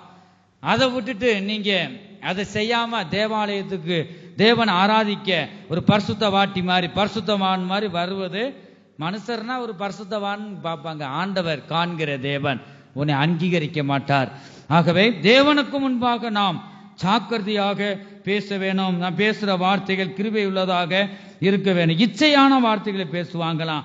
1 தெசலோனிக்கேயர் 2வது அதிகாரம் 5வது வசனத்துல நாம் பார்க்கிறோம். இந்த வசனம் இருக்கிறது, பதற்றம் உள்ள வார்த்தைகளை பேசுவாங்களாம்.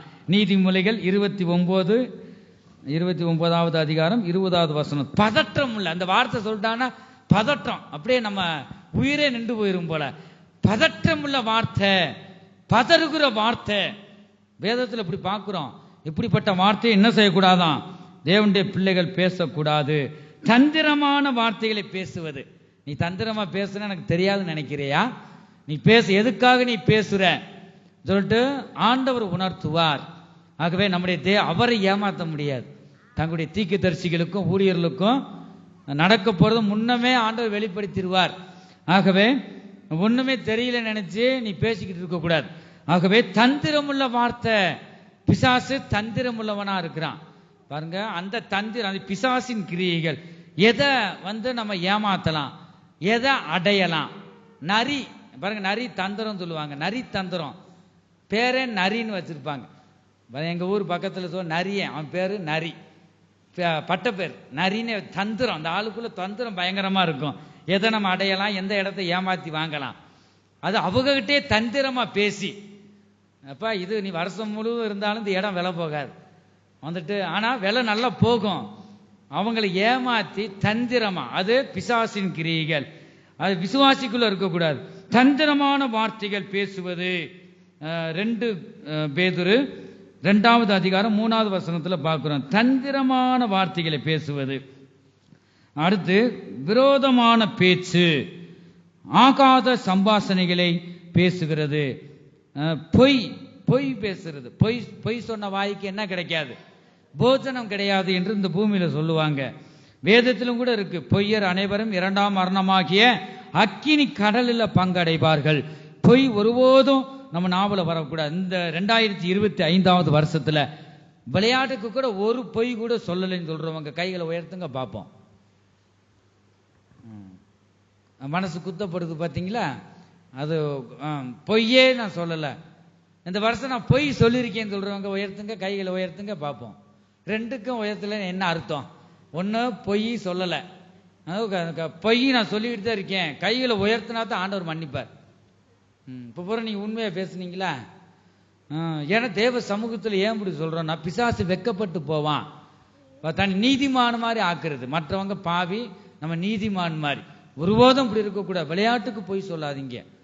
ஒரு சில நேரங்கள் ஊழியர் கூட சொல்லியிருக்காங்க, சொல்றதுனால ஒன்றும் இல்லை, வந்துட்டு ஏதோ சொல்ல ஒரு பொய் சொல்லி சொல்லுங்க, ஏதோ சொல்லுவாங்க, ஒரு பொய் சொல்லி 1000 பொய் எதில் ஒரு பொய் சொல்லி ஏதோ சொல்லுவாங்களா, 1000 பொய் சொல்லி ஒரு கல்யாணத்தை முடிப்பாங்களா? சொல்லுங்க, அது தெரியாதா உங்களுக்கு?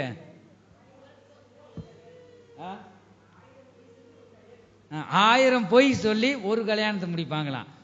பாருங்க, அதை ஒரு ஊழியக்காரர் எனக்கு சொன்னதை சொல்றேன்.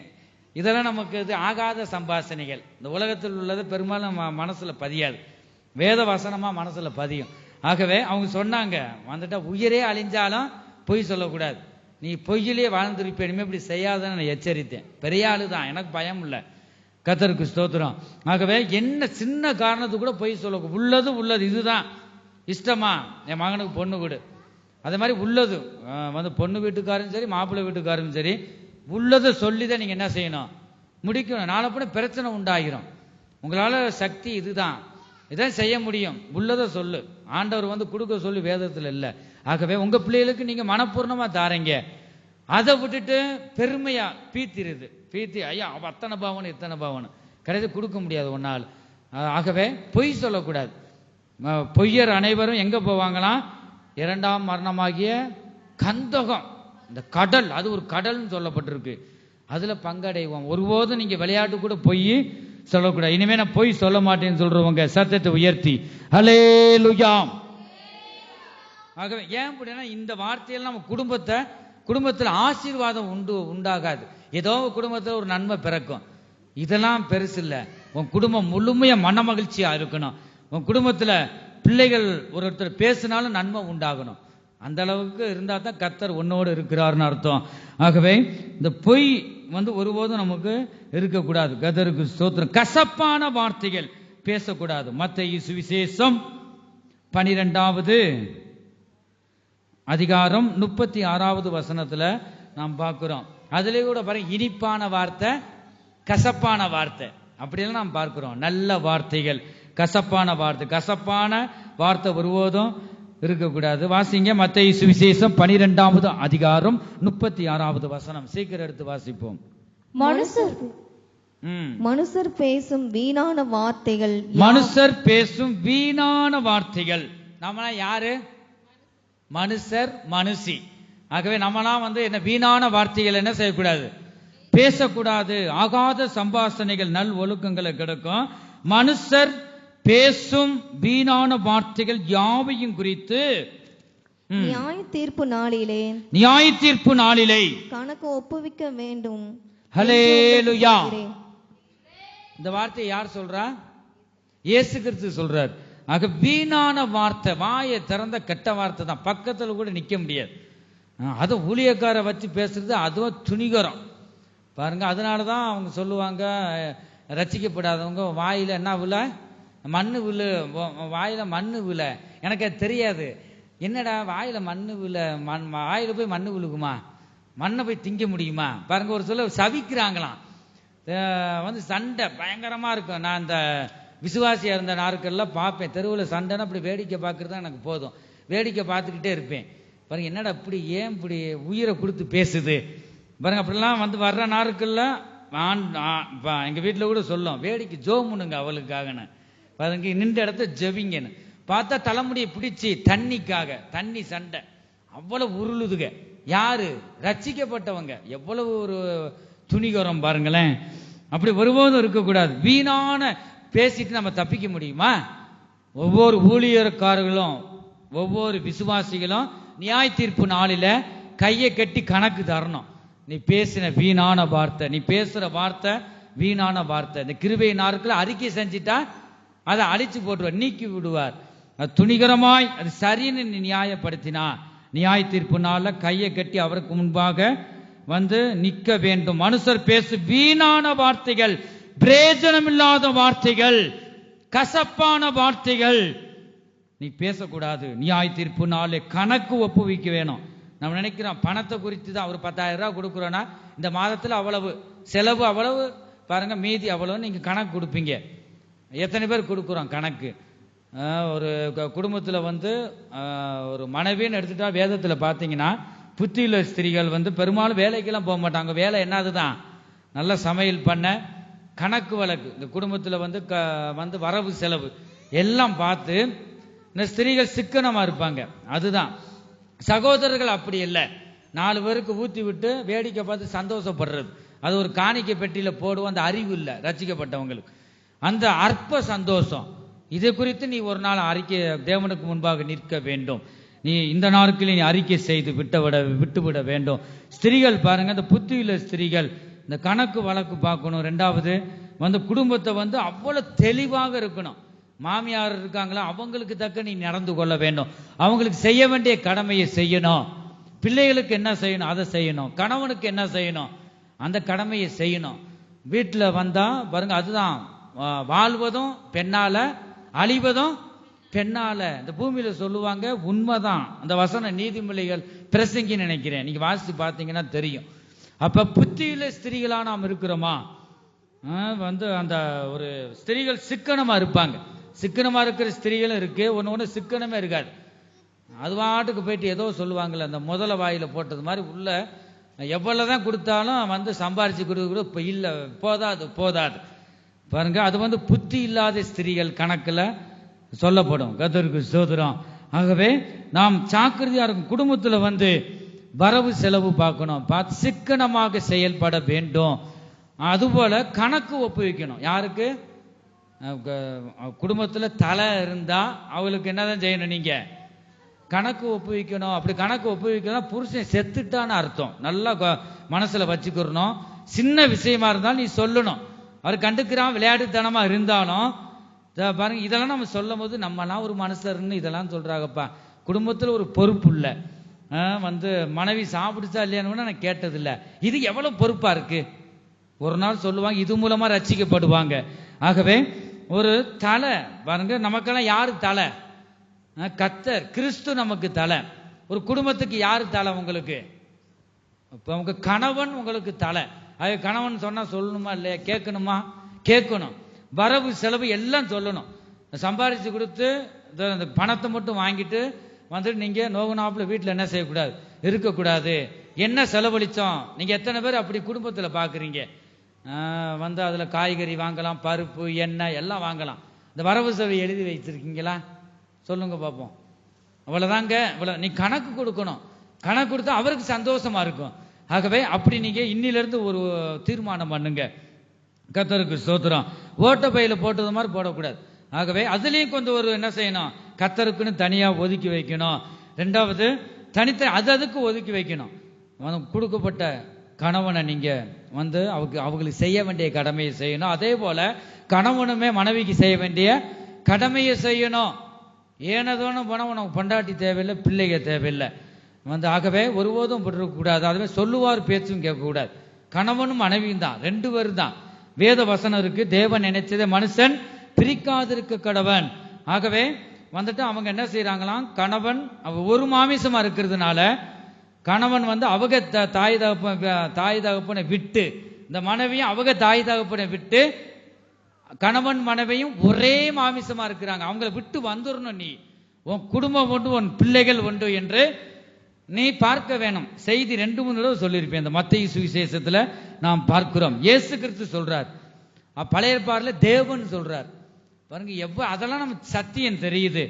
ஆகவே உங்க பிள்ளைகள் உண்டு, உங்கள் மனைவி உண்டு. ஆகவே அந்த நாளுக்கு ஆதாம் ஏவாள் கூட இந்த யோசனைய வந்து பார்க்கல, தேவன்கிட்ட கேட்கல. 3வது ஆள் உள்ள நுழையுது, அவட்ட பேசிக்கிட்டு இருக்கா, பாவத்துல விலதள்ளிட்டு போயிட்டா. அதனாலதான் நீ 3வது ஆளை பேச கேட்டேன்னா உன் குடும்பம் சீரழிஞ்சு போயிடும். வந்து அதுக்கு பிறகு ஐயோ ஒன்னும் கிடைக்காது. முன் வரமாட்டாங்க. நல்ல மனதில் வைத்துக்கொள். மனுஷன் வந்து நீ மனுஷனை நம்பி அவங்க காப்பாத்துவாங்க உதவி செய்வாங்கன்னு மட்டும் நீ நினைக்க வேண்டாம்.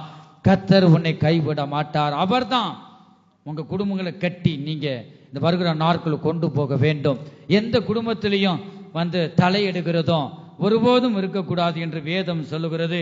கர்த்தருக்கு ஸ்தோத்திரம். நம்முடைய வார்த்தை சுருக்கமாக இருக்கணுமா, அப்படி வேதம் சொல்லுகிறது. கர்த்தருக்கு ஸ்தோத்திரம். அப்படி நியாய தீர்ப்பு நாளில் நாம் பேசுற வார்த்தைகளை குறித்து ஒவ்வொருவரும் சொல்ல வேண்டும் என்று, அவருக்கு முன்பாக நிற்க வேண்டும் என்று வேதம் சொல்லுகிறது. நாம் எப்படிப்பட்ட வார்த்தைகளை நாம் பேச வேண்டும்? யோபின் சரித்திரம் 16வது அதிகாரம் 5வது வசனத்துல நாம் பார்க்கிறோம். இப்போ சொல்லப்பட்ட வார்த்தையில நீங்க பேசக்கூடாது. இப்ப சொல்லப்படுகிற வார்த்தைகளை நீங்க பேச வேண்டும். நான் பேசினாலும் என் துக்கம் ஆறாது, நான் பேசாமல் இருந்தாலும் எனக்கு என்ன ஆறுதல். எது? யோபின் சரித்திரம் 16வது அதிகாரம் 5வது வசனம். ஆனாலும் நான் என் வாயினால் உங்களுக்கு திடன் சொல்லுவேன். திடன் சொல்லுவேன், என் நாவினால் திடன். யாராவது திடப்படுத்திருக்கீங்களா? தைரியமா இருங்கம்மா. கடனோடு இருப்பாங்க, காலுகெல்லாம் கிட்டு கிட்டு நடுங்கிட்டு இருக்கு. நம்ம ஒரு வார்த்தை சொல்லி திடன் வார்த்தை சொன்னா தெம்பு உயிர் வரும். நீங்க ஒரு வார்த்தை சொன்னீங்கன்னா அந்த இருந்த உயிரும் செத்து போயிடும். அதுக்கு காரணமா நம்ம போய் உள்ள இருக்கணும். பாருங்க எத்தனை பேர் நீங்க திடப்படுத்துறீங்க. இந்த யோபு சொல்றாரு, நான் என் வாயினால் உங்களுக்கு திடன் சொல்லுவேன். அங்க பார்க்க வந்தவங்க வந்து அந்த திடன் சொல்லாம என்னதான் செய்யறாங்க? சோர்வான வார்த்தையில பேசுறாங்க. அதான் அவர் சொல்றாரு. யோபின் பாருங்க எந்த நிலைமையில இருந்து இந்த வார்த்தையை சொல்றாரு. என் நாவினால் உங்களுக்கு திடன் சொல்லுவேன், என் உதடுகளின் அசைவு உங்கள் துக்கத்தை ஆற்றும். உங்க துக்கங்களை ஆற்றும். எத்தனை விட துக்கத்தை நம்ம ஆற்றோம், கிளறி விட்டு புண்ணாக்குறோம். ஆண்டவர் காண்கிறார். ஆகவே நம் வார்த்தைகள் சுருக்கமாக காணப்பட வேண்டும் என்று பிரசங்கி 5வது அதிகாரம் 2வது வசனத்துல பார்க்கிறோம். மற்றவர்களை பலப்படுத்தும் வார்த்தைகளை பேச வேண்டும், நல்ல வார்த்தைகளை பேச வேண்டும், பிரயோஜனம் உள்ள வார்த்தைகளை பேச வேண்டும், கிருபையுள்ள வார்த்தைகளை பேச வேண்டும், அறிவுள்ள வார்த்தைகளை பேச வேண்டும். கர்த்தருக்கு ஸ்தோத்திரம். மற்றவர்களை திடப்படுத்துகிற வார்த்தைகளை பேச வேண்டும், ஞானமுள்ள வார்த்தைகளை பேச வேண்டும், நற்செய்தியை பேச வேண்டும், செம்மையான வார்த்தைகளை பேச வேண்டும், தேவனுக்கு பிரியமானதை பேச வேண்டும், நலமானதை பேச வேண்டும், ஆரோக்கியமான வார்த்தைகளை பேச வேண்டும், உத்தம காரியங்களை பேச வேண்டும், உண்மையுள்ள வார்த்தைகளை பேச வேண்டும், நன்மையானவைகளை பேச வேண்டும். இந்த வார்த்தைகள்லாம் வசனம் இருக்கிறது, நேரம் உள்ள. கர்த்தருக்கு ஸ்தோத்திரம். ஆகவே நாம் எப்படிப்பட்ட வார்த்தைகளை பேசுகிறோம்? நன்மையான வார்த்தைகளை நாம் பேசும்போது கர்த்தர் நம்மை ஆசீர்வதிக்கிற தேவனாக இருக்கிறார். என் ஜனமே, நிறைய பேர் நன்மையை பெறக்கூடாதபடிக்கு இருப்பது இந்த நாவு தான். கர்த்தருக்கு ஸ்தோத்திரம். இந்த நாவு என்ன செய்து பாருங்க, நன்மையை பெறக்கூடாதபடி வந்து அது செய்கிறது. கிருபையுள்ள வார்த்தைகளை நாம் பேச வேண்டும். யாருக்கு விரோதமா நீங்க பேசக்கூடாது? வேதத்துல பார்க்கிறோம். என்னாகமம் 12வது அதிகாரம் 8வது வசனத்துல பார்க்கிறோம். ஊழியர்களுக்கு விரோதமா நீங்க என்ன செய்யக்கூடாது? பேசக்கூடாது. கர்த்தருடைய ஊழியர்களுக்கு விரோதமா பேசக்கூடாது. 2வது நீதிமானுக்கு விரோதமாய் பேசக்கூடாது. சங்கீத புஸ்தகம் 31வது சங்கீதம் 18வது வசனத்துல நாம் பார்க்கிறோம்.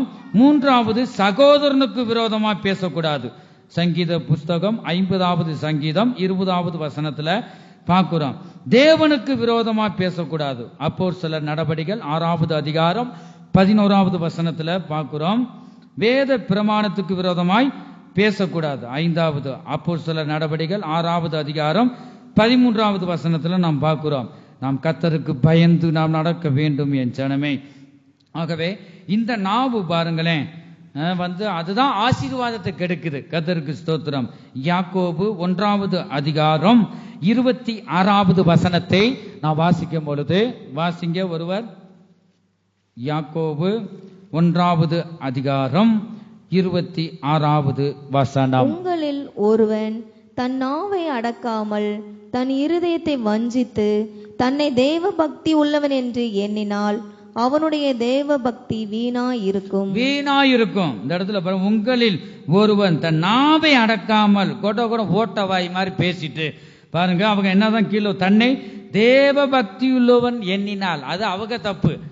நீ நீதி உள்ளவள் பரிசுத்த வாட்டி மற்றவங்க சொல்லணும். நீ பேசுறதெல்லாம் கொட்டிட்ட, கெட்ட வார்த்தையா கொட்டிட்டு நீ சொன்னாலும் அது ஒத்துக்கிற முடியுமா?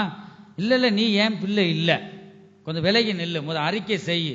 ரெண்டாவது, நான் உன்னிடம் சேர்க்கலாமா என்ன நான் யோசிக்கிறேன். ஆண்டவர் அப்படித்தான் சொல்லுவார். ஆகவே நீ சரிப்படுத்திக் கொள்ளாதபடி தன் நாபம் உன்னால அடக்க தெரியல, தன் இருதயத்தை வஞ்சித்து, மனசாட்சி குத்தப்படும், பேசாத பேசாத நான் உனக்குள்ள இருக்கிறேன், அதை வஞ்சித்து என்ன செய்யறாங்க, அது தேவ பக்தி உள்ளவன் என்று என்றாங்க. அவருடைய தேவ பக்தி எப்படி இருக்குமா? வீணா இருக்கும், வேஸ்ட். பார்க்கிறோம். கர்த்தருக்கு ஸ்தோத்திரம். சங்கீத புஸ்தகம் 141வது சங்கீதம் 3வது வசனத்துல பார்க்கிறோம், கர்த்தாவே என் வாய்க்கு என்ன வையும்? காவல் வையும், என் உதடுகளின் வாசலை காத்துக்கொள்ளும். இந்த உதடு வாசலாம், வாசல். இப்ப சாப்பிடுற நேரத்தில் இந்த வாயை திறந்து என்ன செய்யணும்? சாப்பிடணும். நல்ல வார்த்தைகளை சொல்லி ஒரு ஆசீர்வதிக்கும் போது நாவு திறக்கணும். கர்த்தருக்கு ஸ்தோத்திரம். அதை தாவீது ராஜா சொல்றாரு, கர்த்தாவே என் வாய்க்கு காவல் வையுங்கப்பா. நல்லா தச்சிருங்க. பாருங்க, கடிவாளம் போடணுமா, குதிரைக்கெல்லாம் போடுறாங்க. ஒரு சில மாடு கன்றுக்குட்டி கூட போடுவாங்க. இந்த பாலை வித்து தான் அவங்க பிழைக்கணும். ஒரு சில கன்றுக்குட்டி பால் கொடுக்க சாகடிச்சிருவாங்க, அதெல்லாம் சாபம். கடிவாளம் போட்டுருவாங்க, எந்நேரம் குடிச்சுக்கிட்டு இருக்குமே பால் இல்லாம போயிருன்னு சொல்லி. இந்த இடத்துல அதையும் தாவீது ராஜா சொல்றாரு, இந்த நாவு கடிவாளத்தை போடுங்க, காவல் வையுங்க. இந்த நாவு எப்பொழுதும் ஓட்ட வாயினா என்னது? வாய் திறந்தே இருக்கும் தீமை பேசுறதுக்கு. அப்ப 2 வார்த்தை நல்ல வார்த்தை பேச சொல்லுங்க, பேச மாட்டாங்க. இந்த இடத்துல அதான் பார்க்கிறோம், என் கர்த்தாவே என் வாய்க்கு காவல் வையுங்க, என் உதடுகளின் வாசலை காத்து கொள்ளுங்கள் என்று அவர் சொல்லுகிறார். கர்த்தருக்கு ஸ்தோத்திரம். ஒரு சில நேரங்களில் நாம் பார்க்கிறோம், ஊழியர் கூட நின்றாலும் இந்த வாய் ஓட்ட வாய் கொட்டன்னு என்ன செய்யுது? பேசுது, நிறுத்த முடியல. தண்ணியாவது நம்ம மண்ணை போட்டு ஏதாவது போட்டு நிறுத்திடலாம். நாவு அடங்காதது என்று யாக்கோபுல நம்ம பார்க்கிறோம். கர்த்தருக்கு ஸ்தோத்திரம். இந்த நம்ம நாவுல என்னதான் வரணுமா சொல்லுங்க? கிருபையுள்ள வார்த்தை, நல் வார்த்தைகள் வர வேண்டும். ஒருத்தர் உயிர்ப்பிக்கிற வார்த்தைகள், சமாதானத்தின் வார்த்தைகள் வரணும். கர்த்தருக்கு ஸ்தோத்திரம். நமக்கு வர வேண்டிய ஆசீர்வாதத்தை நம்மளே கெடுத்துக்கிறோம், அதுதான் உண்மை. இந்த உதடு பாருங்க, நல்ல அவ்வளவு அழகாக படைத்திருக்கிறார். இந்த நாவு எதுக்குள்ள இருக்கு சொல்லுங்க? இந்த பல்லு 16 32 பல்லுக்குள்ள இந்த நாவு இருக்கு. அது வாட்டுக்கு சுத்திலும் குளிர் அடிச்சாலும் அதுக்கு என்ன செய்யாது? இதாகாது. கப்புன்னு மூடும் போது பாருங்க, நான் நீ சிந்திக்கணும், தேவன் உங்களுக்கு கொடுத்த அவயங்களை சிந்திக்கணும். இந்த பல்லு கறி மீன் சாப்பிட்றதுக்கு, மட்டன் எல்லாம் தின்றதுக்கு ஆண்டவர் அது ஒரு பகுதி தான்.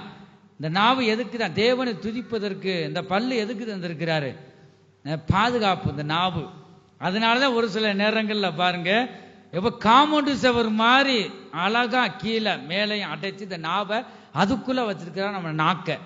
அப்ப ஒரு சில நேரங்கள அத பல்ல தாண்டி வருது. அதான் ஒரு சிலர் சொல்றாங்க, பல்ல உடைச்சிருவேன் சொல்றாங்களா இல்லையா? பேசும்போது நீ கேள்விப்பட்டிருக்கீங்களா? பல்ல உடைச்சிருவாண்டா. எதுக்கு சொல்றாங்க சொல்லுங்க பாப்போம்? இந்த நாவு இந்த பல்ல தாண்டி பேசுது, தகாத வார்த்தைகளை பேசுது. அத பல்ல உடைச்சிருவேன். அதான் அந்த பல்லு சொல்லுது நாவ. உன்னையதான் கர்த்தர் என்ன செஞ்சிருக்க? 2 மேல எங்கில் பல்லு இணைய உனக்கு பாதுகாப்பா கொடுத்துருக்காரு. நீ படக்குன்னு பேசிட்டு நீ பாட்டுக்கு உள்ள போய் படுத்துக்கிற. அந்த பல்லு நாவை பார்த்து பேசிச்சான், இணைய என் பல்லுல காயப்படுது, பல்ல உடைச்சிருன்னு சொல்லிட்டு என் பல்ல உடைக்கிறாங்க, நீ மட்டும் பாதுகாப்பா காயம் இல்லாம உள்ள படுத்துக்கிற. ஆனா காயப்படுத்துகிற வார்த்தைய நீ பேசுற நோகனாப்புல பேசிட்டு எனக்கு நான் பாருங்க, நல்லா சிந்தித்து பாருங்க. படபடன்னு பேசுவாங்க, ஏதாவது பேசிட்டு உள்ள அந்த சுருண்டு படுத்துக்கிற நாவு. காயப்படுற பல்லு தான், இந்த பல்ல உடைச்சிடுறாங்க. அது மாதிரிதான் இப்ப நடந்துகிட்டு இருக்கு.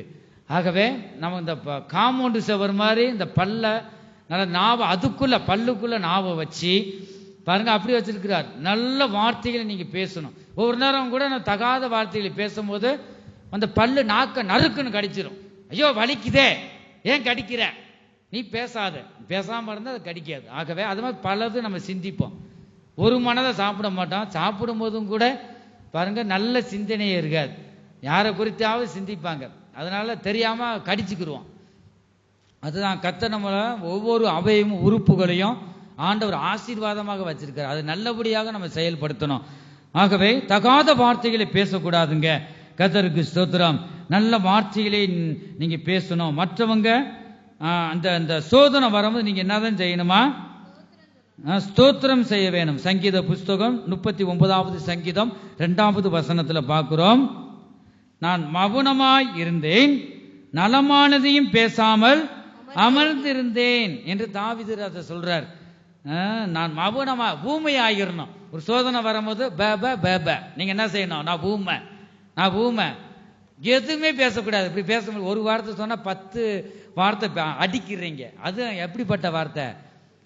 ரட்சிக்கப்படாத ஜனங்கள் பேசுற வார்த்தை கெட்ட வார்த்தை. உனக்கு வெக்கமா இருந்தா நீ அறிக்கை செய். ஆண்டவர் இப்படிப்பட்ட வார்த்தை எனக்கு வரக்கூடாது. தாவீது ராஜாங்க ஜனங்கள் ஆளுகிற அந்த பெரிய அந்த தாவீது ராஜாவே என்ன சொல்றாரு? நான் ஊமையனாய் இருந்தேன், நலமானதை கூட பேசாமல் அமர்ந்திருந்தேன். பாருங்க, அதனாலதான் நான் நல்லதுதானே சொல்றேன். நல்லது சொல்ல நீ இல்லை. அதுக்கு ஊழியக்காரு ஆண்டவர் வச்சிருக்க. எங்களுக்கு எதுக்கு வச்சிருக்காரு?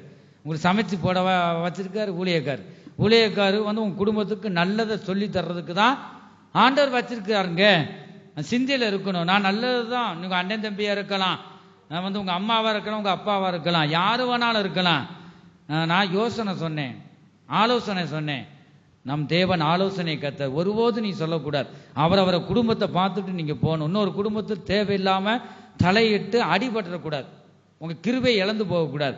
அதனாலதான் இந்த வேதம் சொல்லுது பாருங்க. அவர் என்ன செஞ்சார்? தாவீது ராஜா மௌனமா இருந்தாருங்க. சத்துருக்கு முன்பாக நான் பேச மாட்டேன். அதுதான் புத்தி உள்ள ஸ்திரீகள். அப்படி இருக்கணும் பாருங்க. ஆலோசனை சொல்றதுக்கு ஊழியக்கார ஆண்டவர் ஆலோசனை கேட்கறதே இல்லை. ஊழியக்கார சொல்றது கீழ்ப்படுகிறதே கிடையாது. அதுதான் எப்படி நீ ஆசீர்வதிக்கப்படுவ? ஒரு ஊழியக்கார் எதுக்காக ஆண்டவர் வச்சிருக்கிறாரு? அந்த அறிவை உனக்கு இல்லையே. அவர் மனுஷன் தான் சொல்ற. ஊழியக்கார் சொல்ற வார்த்தை கீழ்ப்படிய மாட்டேங்கிற. எவ்வளவு துணிகரம். நீ தேவ சமூகத்தில் நீ ஒப்பு கொடு. அப்படிப்பட்டவங்க இருந்தீங்கன்னா தேவ சமூகத்தில் ஒப்பு கொடுங்க. தேவன் உன்னை தயவாய் இறங்கி மன்னிக்கிறார். கிருபையின் நாட்கள். அதே பழைய ஏற்பாடு காலத்துல உன்னை கல்லெறிஞ்சு கொண்டிருப்பாங்க. உங்களையும் இணையும். ஏதாவது ஒரு தப்பு நடக்குதுன்னா கல்லெறிஞ்சு கொல்லணும். 3 தண்டனைகள், மரண தண்டனைகள் அந்த நாட்கள் இருந்தது. ஆகவே நம்ம ஜாக்கிரதையா இருக்கணும். வாய் இருக்குன்னு நினைச்சு எதையும் நம்ம என்ன செய்யக்கூடாது? பேசக்கூடாது. வேதம் அப்படிதான் சொல்லுது. ஆகவே உங்களுக்கு ஆலோசனை எதுன்னு சொன்னா கர்த்தர் இருக்கிறார். ஊழியக்கார் மூலமா, தீர்க்கதரிசியின் மூலமா தான் அவர் வெளிப்படுத்துவார். நீ ஆண்டவரோடு நெருங்கி இருந்தா உன்னோட சொப்பனத்தின் மூலமா ஆண்டவர் பேசுவார். எதுவும் செய்ய உனக்கு வக்கு இல்லை. வெக்கப்படு. தேவ சமூகத்துல நீ வெக்கப்படு. தன்னை ஒப்பு கொடு. ஆண்டவரே, நீங்க இப்ப பேசுற வார்த்தைக்கு நான் கீழ்ப்படுகிறேன். நீ எவ்வளவு மேன்மைப்படுத்தி வைக்கிற இந்த நேரத்துல நீ எப்படி காணப்படுகிறாய்? தேவன் உனக்கு விசேஷமாக வைத்திருக்கிறார். நீ யாவருக்கும் ஆசீர்வாதம் உள்ளவனாய் அப்படி ஆண்டவர் வைக்கிற இந்த நேரத்தில் நீ இப்பொழுது திடனற்று போய் கிருபை இல்லாத வார்த்தைகளை பேசி உனக்கு வந்த நன்மையை கெடுத்து கொண்டிருக்கிறாய். நம்ம சிந்தித்து பார்ப்போம். நம்ம அறிக்கை செய்வோம். நம்ம கொஞ்சமாவது வெக்கம் இருந்தா, சூடு சொரண கொஞ்சமாவது இருந்தா, ஆண்டவரே நான் உம்முடைய பிள்ளைப்பா, நான் பேசிட்டேன் மன்னிங்கன்னு சொல்லுங்க. இப்ப நான் சொன்ன வார்த்தைலாம் வேதத்துல இருக்கு. கர்த்தருக்கு ஸ்தோத்திரம். உனக்கு கொஞ்சமா வெக்கம் இருந்தா, இந்த வசனம் இருக்கு, இல்லாத நம்ம சொல்லல. ஆகவே நீங்களும் நானும் தேவனுக்கு முன்பாக பரிசுத்தம் உள்ளவர்களாய் காணப்படுவோம். நீங்க ஆசீர்வதிக்கப்படணுமே, உங்க குடும்பம் ஆசீர்வதிக்கப்படணுமே. நமக்கு வீட்டை சுற்றிலும் ஆசீர்வாதம் உண்டாகுது, அற்புதம் உண்டாகுது. உன் குடும்பமோ இந்த நிலைமையில இருக்கு. அதை நீ சிந்தித்து பார்க்க வேண்டும். கர்த்தர் எத்தனோ அதிசயத்தை உன் குடும்பத்தில் செய்திருக்கிறார். அதை நினைத்து தேவனுக்கு நீ நன்றி சொல்ல வேண்டும்.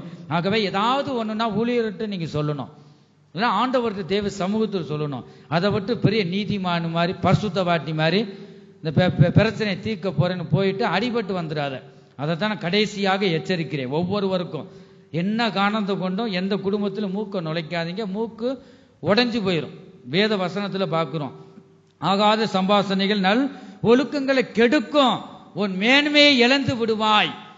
நீ ஒரு ஸ்தானத்தை ஆண்டவர் வச்சிருக்கிறார், அந்த ஸ்தானத்தை விட்டு இறங்கி போகக்கூடாது.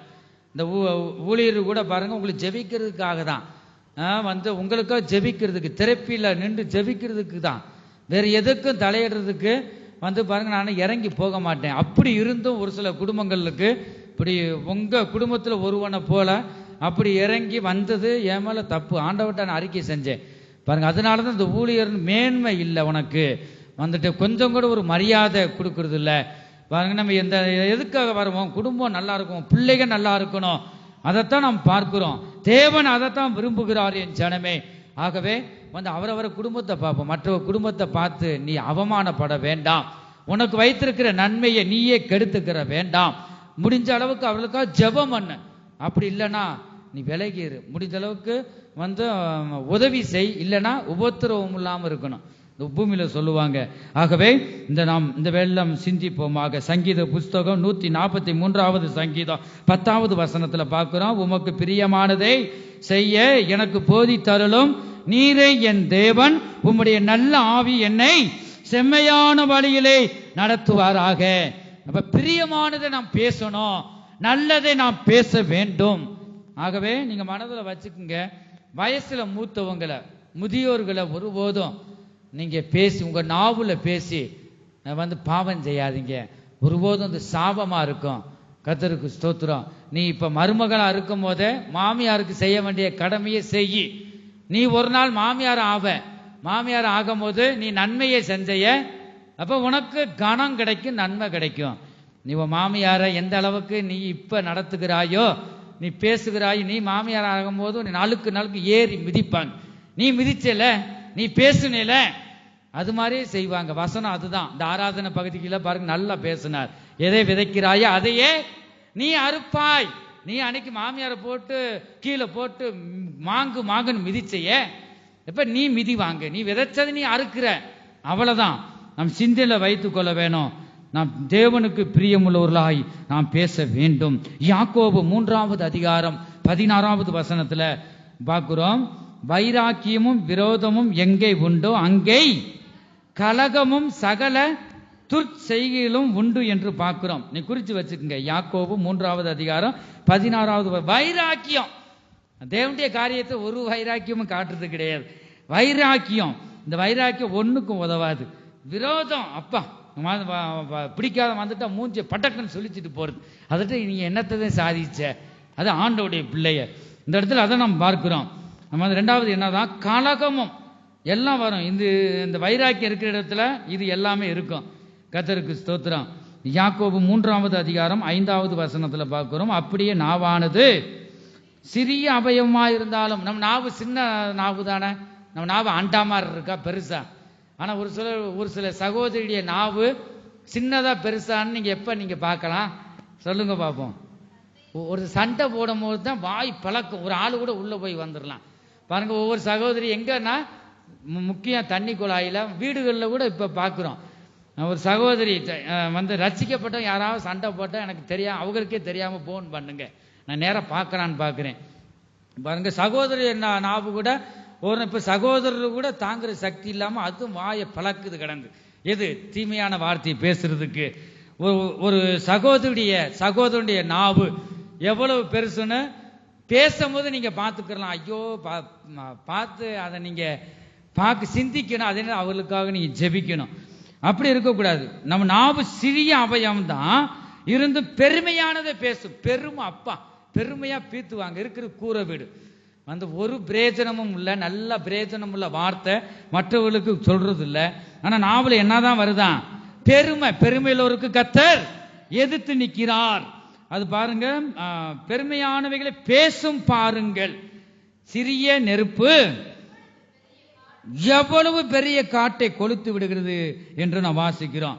சின்ன வார்த்தை தான், சின்ன நெருப்பு தான். சின்ன வார்த்தையை போட்டு வந்துருங்க குடும்பத்துல போட்டு சிரிக்கிறத பார்க்கணும். ஐயோ பாருங்க, சந்தோஷமா இருந்தால இப்ப எப்படி பிரிச்சேன், யாரு பிசாசு தூண்டி விடுவான், தூண்டி விட்டுட்டு சிரிப்பான். இந்த குடும்பம் எப்படி இருக்குன்னு பாருங்க. அப்படிதான் நடக்குது.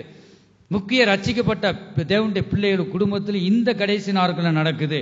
பிசாசுக்கு நீ எதிர்த்து நிற்க வேண்டும். இந்த நாவு சின்ன அவயமா இருந்த ஏன் கெட்ட வார்த்தை பேசுறதுக்கு வாயை பிளக்கிற? ஒருபோதும் நாவை வந்து தேவனை துதிக்கிறதுக்கு தான் நான் பேச வேண்டும்.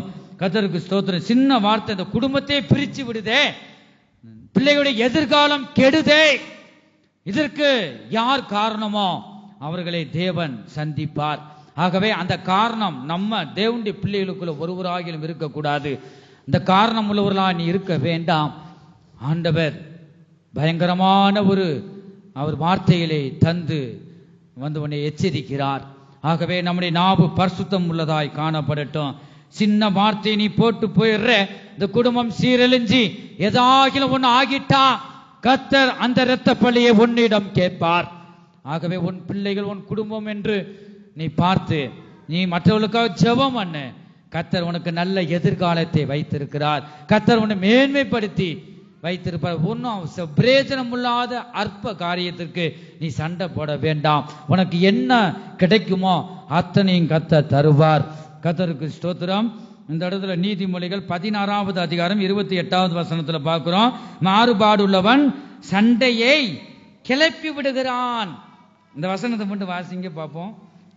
நீதிமொழிகள் 16:28. மாறுபாடு உள்ளவன் சண்டையை கிளப்பி விடுகிறான். மாறுபாடுனா இங்கிட்டு பேசுறது, ஏய் அம்மா அவங்க தான் அப்படி சொன்னாங்கம்மா, இங்கிட்டு பேசுறது, அங்கிட்டு பேசுறது, இங்கிட்டு ரெக்கார்டு பண்ணி அங்கிட்டு விடுறது, இங்கிட்டு பதிஞ்சு அங்கிட்டு போட்டு விடுறது, இதெல்லாம் பிசாசின் கிரியைகள். மாறுபாடு உதடு.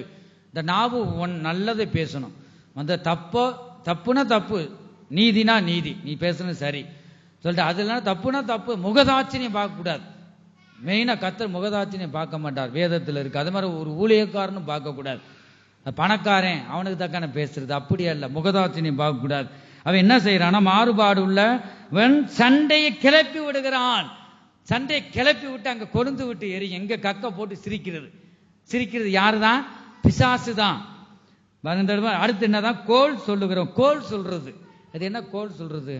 ஒருவனை குறித்து உனக்கே உன் இருதயத்தை நாரி போய் கிடக்கு, வீச்சா நார் பக்கத்துல நிக்க முடியல. கோல் சொல்றது இன்னொருத்த, அதெல்லாம் பிசாசின் கிரியைகள். கோல் முடிஞ்ச அளவுக்கு நீ ஜெபிக்கணும் அவர்களுக்காக. இந்த இடத்துல பார்க்கிறோம், வாசிங்க. பிரான் நல்ல ஐக்கியமா, நம்ம நினைப்போம், ஒருத்தர் சொல்லிட்டு போவாங்க, எவ்வளவு ஐக்கியமா இருக்காங்க போதும், அடுத்தே பிரிஞ்சு போயிடுவாங்க. பாருங்க, அவளுக்கா ஜெபிக்கணும். வந்து அங்கிட்டு இங்கிட்டு போட்டு கொடுக்குறவன் என்னதான் செய்யறியா, வந்துட்டு உயிரே வச்சிருப்போம். சிநேகிதனை என்ன செய்யறான்? பிரித்து விடுகிறான், அவனுடைய குணத்தை காமிக்கிறான். ஆகவே இந்த கிரியைகள், இந்த ஆவிகள் நமக்குள்ள இருக்கக்கூடாது. நீதிமொழிகள் 21வது அதிகாரம் 9வது வசனத்துல பார்க்கிறோம். சண்டைக்காரியோட ஒரு பெரிய வீட்டில் குடியிருப்பதை சண்டைக்காரியோட ஒரு பெரிய வீட்டில் குடியிருப்பதை பார்க்கிலும் வீட்டின் மேல் ஒரு மூலையில் தங்கி இருப்பதை நல்ல. ஒரு மூளை கொடுத்தான் போதும்பா. இப்ப வீடு பெருமை பீத்திக்கிடுவாங்க, பெரிய பங்களா அதுன்னு. ஆனா சண்டை எந்நேரமும் சமாதானமே இருக்காது. உன் அலங்கத்துக்குள்ளே சமாதானமும் உன் அரமனைக்குள்ளே சுகமும் இருப்பதாக, அதெல்லாம் பார்க்க முடியாது. சண்டைக்கார் எந்நேரம் சண்டை. உங்க குடும்பத்துல அடிக்கடி சண்டை வருதுன்னா நீ சண்டைக்காரன் சண்டைக்காரி வீடு. ஒருபோதும் விருந்தாடி கூட நிம்மதியை சாப்பிட மாட்டாங்க. சண்டைக்காரியான இருக்கக்கூடாது. வேதத்தில் அதான் பார்க்கிறோம். அங்க குடியிருப்பதை பார்க்கிறோம். குடிசையில கூட மூலையில இருந்தாலும் நல்லது. வேத வசனம் சொல்லுது, நாம் நல்ல வார்த்தைகளை பேச வேண்டும். நீதிமொழிகள் 18வது அதிகாரம் 21வது வசனத்துல பார்க்கிறோம். மரணமும் ஜீவனும் நாவின் அதிகாரத்தில் இருக்கும், அதில் பிரியப்படுகிறவர்கள் அதன் கனியை புசிப்பார்கள் என்று பார்க்கிறோம். இந்த மரணம் ஜீவனும் நாவுல நல்ல வார்த்தைகளை பேசுனா பலிக்கும். நான் சாக போறேன் சொன்னாலும் அதுவும் பலிக்கும். நீ நரகத்துக்கு போய் விடுவாய். கொடுமையான இடம். நீ அங்க போகவா? உன் தாய் தகப்பன் பெத்து வளர்த்தாங்க. தேவன் அதற்காகவே உன்னை அழைத்தார். ஒருபோதும் ரட்சிக்கப்பட்ட தேவனுடைய பிள்ளைகளுடைய நாவுல வரக்கூடாது. நீதிமொழிகள் 19வது அதிகாரம் 11வது வசனம். மனுஷருடைய விவேகம் அவன் கோபத்தை அடக்கும், குற்றத்தை மன்னிப்பது அவனுக்கு மகிமை. குற்றத்தை எத்தனை பேர் மன்னிக்கிறீங்க? ஒருவர் குற்றத்தை கிறிஸ்து நமக்கு மன்னித்தது போல நீங்கள் என்ன செய்யணும்? ஒருவருக்கொருவர் மன்னியுங்கள். குற்றத்தை மன்னிப்பது அவனுக்கு மகிமை. ஒரு மனிதன் குற்றம் செஞ்சுட்டானா அதை போயிட்டு 4 பேர்கிட்ட பறைசாற்றுறது, அது மாறுபாடு உதடு உள்ளவன் செய்கிற காரியம். தூற்றுவாங்க. தூற்றுனா ரெண்டாவது நீங்க எடுக்க முடியுமா?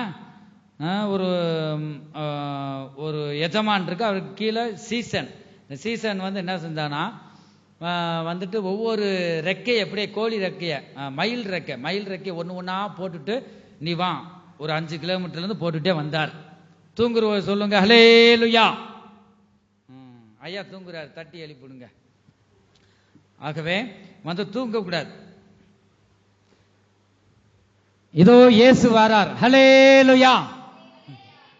ஆகவே விழிப்புள்ளவராக இருக்கணும். கனநித்திரையின் ஆவி, அதுக்கு நம்ம இடம் கொடுக்கக்கூடாது. பாருங்க, சீசன் வந்து அந்த அப்படியே மயில் ரெக்கை போட்டே வர சொன்னாராம். போட்டு வந்தாச்சு, அங்கே வந்தாச்சு. வந்துட்டு இங்கே கடைசிக்கு பார்த்தா அங்கே எதமா நீங்கள் சொன்னதை கீழ்ப்படிஞ்சிட்டேன் இந்த பாருங்கன்னு.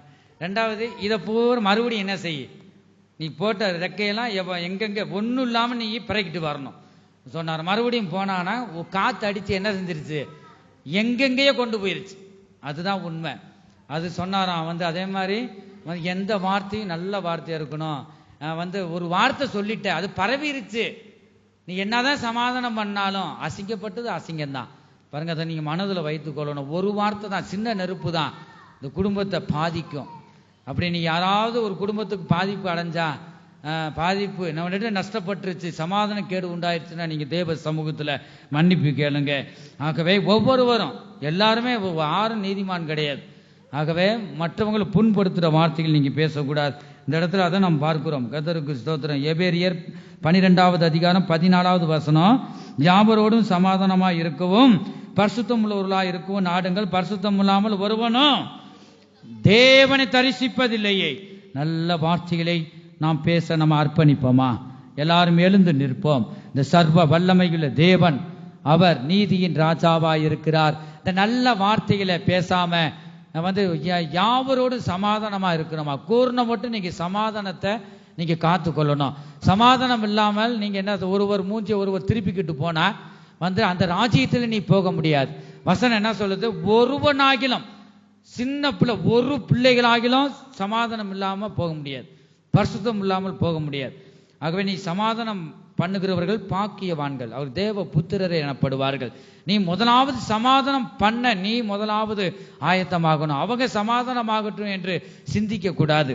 ஒருவருக்கு ஒரு சமாதானமாகுங்கள். இந்த கடைசி காலத்தில் வந்திருக்கிறோம் என் ஜனமே, கெட்ட வார்த்தை ஒரு நாவிலும் புறப்படக்கூடாது என்று ஆண்டவர் பேசினார். ஆண்டவரே, ஒருபோதும் என் நாவிலிருந்து கெட்ட வார்த்தை வராது. நீங்கள் மீட்கப்படும் நாளுக்கென்று முத்திரையாக பெற்ற தேவனுடைய பரிசுத்த ஆவியை இந்த கடைசி நாட்களில் நீங்க துக்கப்படுத்த வேண்டாம், நீங்க துக்கப்படுத்த வேண்டாம். நீ ஒவ்வொரு வார்த்தையும் பேசும்போது உனக்கு கொடுக்கப்பட்ட பரிசுத்த ஆவியை, முத்திரையாக கொடுக்கப்பட்ட பரிசுத்த ஆவியை, நீ ஒரு நாள் உன்னை மீட்கப்படுவதற்காக கொடுத்த பரிசுத்த ஆவியை நீ துக்கப்படுத்துகிறாய். நீ ஒப்புக்கொடு, ஆண்டவரே கெட்ட வார்த்தை ஒருபோதும் என் நாவில் வராது. அல்லேலூயா, அல்லேலூயா. ஒவ்வொரு குடும்பத்துல தலை வாளா இருக்கு, வாளு தலையா இருக்கு, ஒருபோதும் அப்படி இருக்கக்கூடாது. அல்லேலூயா. உங்களுக்கு கொடுக்கப்பட்ட தலைய அவருக்கு நீ கீழ்ப்படிஞ்ச அடங்கி ஜீவி. அல்லேலூயா, அல்லேலூயா. ஆமென், ஆமென், ஆமென். ஓ சுகடகதுரபகதுடா. அல்லேலூயா. அறிக்கை செய்யுங்க. தேவன் இப்பொழுது நம்மோடு பேசுகிறார் என் ஜனமே. இது மனுஷ வார்த்தை இல்லை, தேவனுடைய வார்த்தைகளாய் இருக்கிறது. அல்லேலூயா.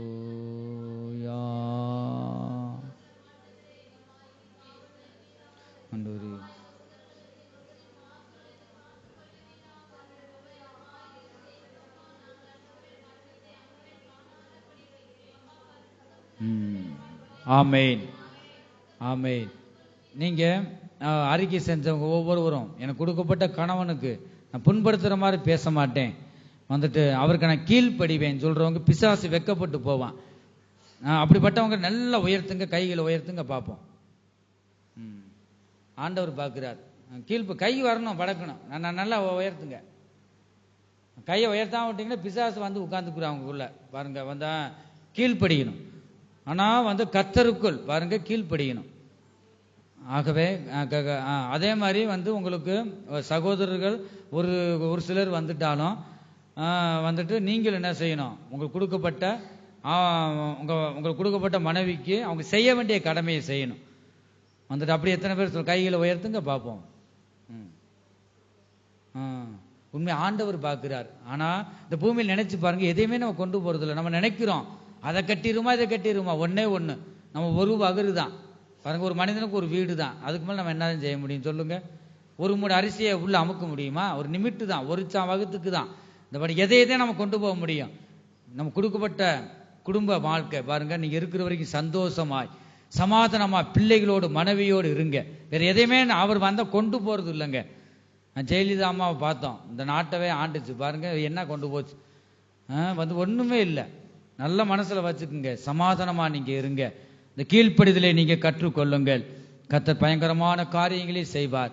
ஏதாவது நீங்க பேசும்போதும் கூட தெரியாம கூட நீங்க ஊழியக்கார சகோதரிகளும் சகோதரர்களும் பேச வேண்டாம் ஒருபோதும். பாருங்க, நம்ம யாருக்கு முகதாட்சின்னு நான் பேச மாட்டேன். யாருக்கு நான் சார்பா இருக்கிற நான் இல்லை. உங்க காரியமெல்லாம் என்கிட்ட செல்லுபடி ஆகாது. ஆண்டவர் எனக்கு சொல்றதை நான் சொல்லிட்டு போய்கிட்டே இருப்பேன். வந்துட்டு நான் அவங்களுக்கு தான் நீங்க பேசுறீங்க, பெண்களை பொம்பளைகளை வச்சு நீங்க மேயிங்க போங்க, இந்த வார்த்தை நீ அறிக்கை செய். அப்படி ஏதாவது துக்கப்படுத்தினா சகோதரிகள் அதே மாதிரி தான் அவங்களுக்கு சார்பா பேசுறீங்க, அதெல்லாம் தேவனுக்கு துக்கப்படுத்துற அறிக்கை செய். இப்பொழுது அறிக்கை செய், ஆண்டவரை மன்னியும் அப்பா. இந்த வேதனை உள்ள வார்த்தை, புண்படுகிற வார்த்தை, என் இறுதி எத்தனோ வார்த்தை புண்பட்டு இருக்குது. உங்களுக்காக நான் பரிந்து பேசுறேன், நீங்க மன்னிப்பு கேளுங்க. ஆண்டவரே, உன் நாவுல இருந்து நல்ல வார்த்தை வரமாட்டுது. அல்லேலூயா. உன்னை நடத்துறதுக்கு ஜீவனை கொடுத்து பேசுறோம், உன் குடும்பம் நல்லா இருக்குன்னு நினைச்சிரும், அதுக்கு தண்டனையா? அங்க சார்பா பேசுற, அங்க சார்பா பேசுற. ஒருபோது நீ இப்படி சொல்ல வேண்டாம். உனக்கு கிடைக்க வேண்டிய நன்மையை நீ கெடுத்து கொள்ள வேண்டாம். அல்லேலூயா. வர கூட்டத்தை வச்சு நீ மேயி, நான் வரமாட்டேன், நஷ்டம் சேதம் உனக்கு தான். ஒருபோதும் தெரியாம கூட ஊழியக்கார நீ பேசாத. அல்லேலூயா. நீ எதை விதைக்கிறாயோ அதையே அறுப்பாய். அறிக்கை செய்யுங்க. அல்லேலூயா. ஒவ்வொரு வார்த்தையும் ஆண்டவர் கண்டிக்கிறார். ஸ்தோத்திரம் ஆண்டவரே. இந்த வார்த்தை ஒரு வார்த்தை கூட என்ன சொந்தமா நான் சொல்லல. சொந்தமா சொன்னா இந்த வார்த்தை என்னைய திருப்போம். ஆகவே நீங்க அறிக்கை செய்யுங்க. நீங்க நல்லா இருக்கணும், குடும்பமா நல்லா இருக்கணும். அதனாலதான் இவ்வளவு நேரம் கர்த்தர் நம்மோடு பேசுகிறார். அல்லேலூயா. ஸ்தோத்திரம் ஸ்தோத்திரம் ஸ்தோத்திரம் ஸ்தோத்திரம் ஸ்தோத்திரம் அப்பா. கெட்ட வார்த்தை ஒன்று உங்கள் வாயிலிருந்து புறப்பட வேண்டாம். பக்தி விருத்திக்கு ஏதுவான நல்ல வார்த்தையே உண்டானால் அதையே கேட்கிறவர்களுக்கு பிரயோஜனம் உண்டாகும்படி பேசுங்கள். அன்றியும் நீங்கள் மீட்கப்படும் நாளுக்கொன்று முத்திரையாக பெற்ற தேவனுடைய பரிசுத்த ஆவியை துக்கப்படுத்தாதிருங்கள் என்று சொன்னார். நல்ல வார்த்தைகளை கர்த்தர் தாமே நமக்கு தந்து பேச அது கேட்ட கிருபைகளை தந்து கர்த்தர் வழி நடத்துவாராக. கர்த்தருக்கு ஸ்தோத்திரம். இந்த நாவில் புது பாட்டு எந்தன் இயேசு தருகிறார். இந்த நாவில் புது பாட்டு எந்தன் இயேசு தருகிறார். ஆனந்தம் கொள்ளுவேன், அவரை நான் பாடுவேன் உயிருள்ள நாள் வரையில். அல்லேலூயா. ஆனந்தம் கொள்ளுவேன், அவரை நான் பாடுவேன் உயிருள்ள நாள் வரையில். எந்த நாவில் பாட்டு எந்தன் இயேசு தருகிறார். எந்த நாவில் புது பாட்டு எந்தன் இயேசு தருகிறார். ஹல்லேலூயா ஹல்லேலூயா ஆமென். அப்பா ஒப்பு கொடுப்போம். கத்துடா. அல்லேலூயா. ஆண்டவரே, இப்படி நல் வார்த்தையில் நாளும் பேச இந்த நாவனை தொடுவீராக. ஏசாயா சொல்றான், அசுத்த உதடு உள்ளவன். அவருடைய பரிசுத்தம், ஒவ்வொரு பரிசுத்தமுள்ள வார்த்தைகள், பரிசுத்தமுள்ள கரம் ஒவ்வொரு நாவையும் தொடுவதாக. ஓ கத்துடா ஷகல்ல கத்துடா. அல்லேலூயா அல்லேலூயா ஆமென். கர்த்தர் தாமே நல் வார்த்தைகளை பேச கர்த்தர் ஒவ்வொருவருக்கும் கிருபை செய்தபடியால் கரங்களை தட்டி கர்த்தரை ஸ்தோத்திரிப்போம். சுதுரம் சுதுரம் சுதுரம் சுதுரம். பிதா குமாரன் பரிசுத்த ஆவியானவருக்கே துதி கனம் மகிமையும் எல்லாவருக்கே செலுத்தி கர்த்தரை ஸ்தோத்திரிப்போம். சோத்துராம் சோத்துராம் சோத்துராம் சோத்துராம் சோத்துராம் சோத்துராம் சோத்துராம். எங்கள் அன்பின் இயேசுவே, நாங்கள் உம்மை துதிக்கிறோம், ஸ்தோத்திரிக்கிறோம் அப்பா. கர்த்தாவே, ஆரம்பம் முதல் முடிவு வரை ஒவ்வொரு பகுதியிலும் நீங்க வழி நடத்தினீங்களே, உமக்கு ஸ்தோத்திரம். நீர் எங்களோடு பேசின ஜீவனுள்ள வார்த்தைகளுக்காய் ஸ்தோத்திரம். கெட்ட வார்த்தை ஒரு நாவிலிருந்து புறப்பட வேண்டாம் என்று நீங்க பேசுனீங்க. நல்ல வார்த்தைகளை பேச வேண்டும் என்று கூட நீங்க பேசுனீங்க. நல் வார்த்தையாகிய ஆண்டவரை, பரிசுத்தம் உள்ள தேவன், வார்த்தையாகிய தேவன் ஆண்டவரை, இங்கு வந்திருக்கிற ஒவ்வொரு நாவிலும் வார்த்தையாகிய தேவன் வாசம் செய்வீராக. ஆண்டவரே ஸ்தோத்திரம். நல் வார்த்தையாகிய தேவன் எங்களுக்குள்ள இருந்து ஒவ்வொருவரையும் வழி நடத்துங்க.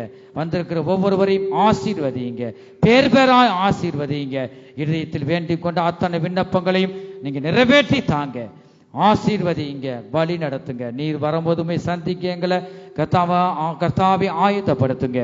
இயேசு கிறிஸ்துவின் மூலமாய் வேண்டிக் கொள்கிறோம் நல்ல பிதாவே, ஆமென். என் ஆத்துமாவே கர்த்தரை ஸ்தோத்திரி, என் முழு உள்ளமே அவருடைய பரிசுத்த நாமத்தை ஸ்தோத்திரி. அவர் செய்த சகல உபகாரங்களையும் மறவாதே. ஆமென். கர்த்தராகிய இயேசு கிறிஸ்துவுடைய கிருபையும் தேவனுடைய அன்பும் பரிசுத்த ஆவியுடைய ஐக்கியமும் அவருடைய பாதுகாவலும் நம்ம அனைவரோடும் கூட என்றென்றைக்கும் சதா காலங்களிலும் இருப்பதாக. ஆமென். ஹல்லேலூயா.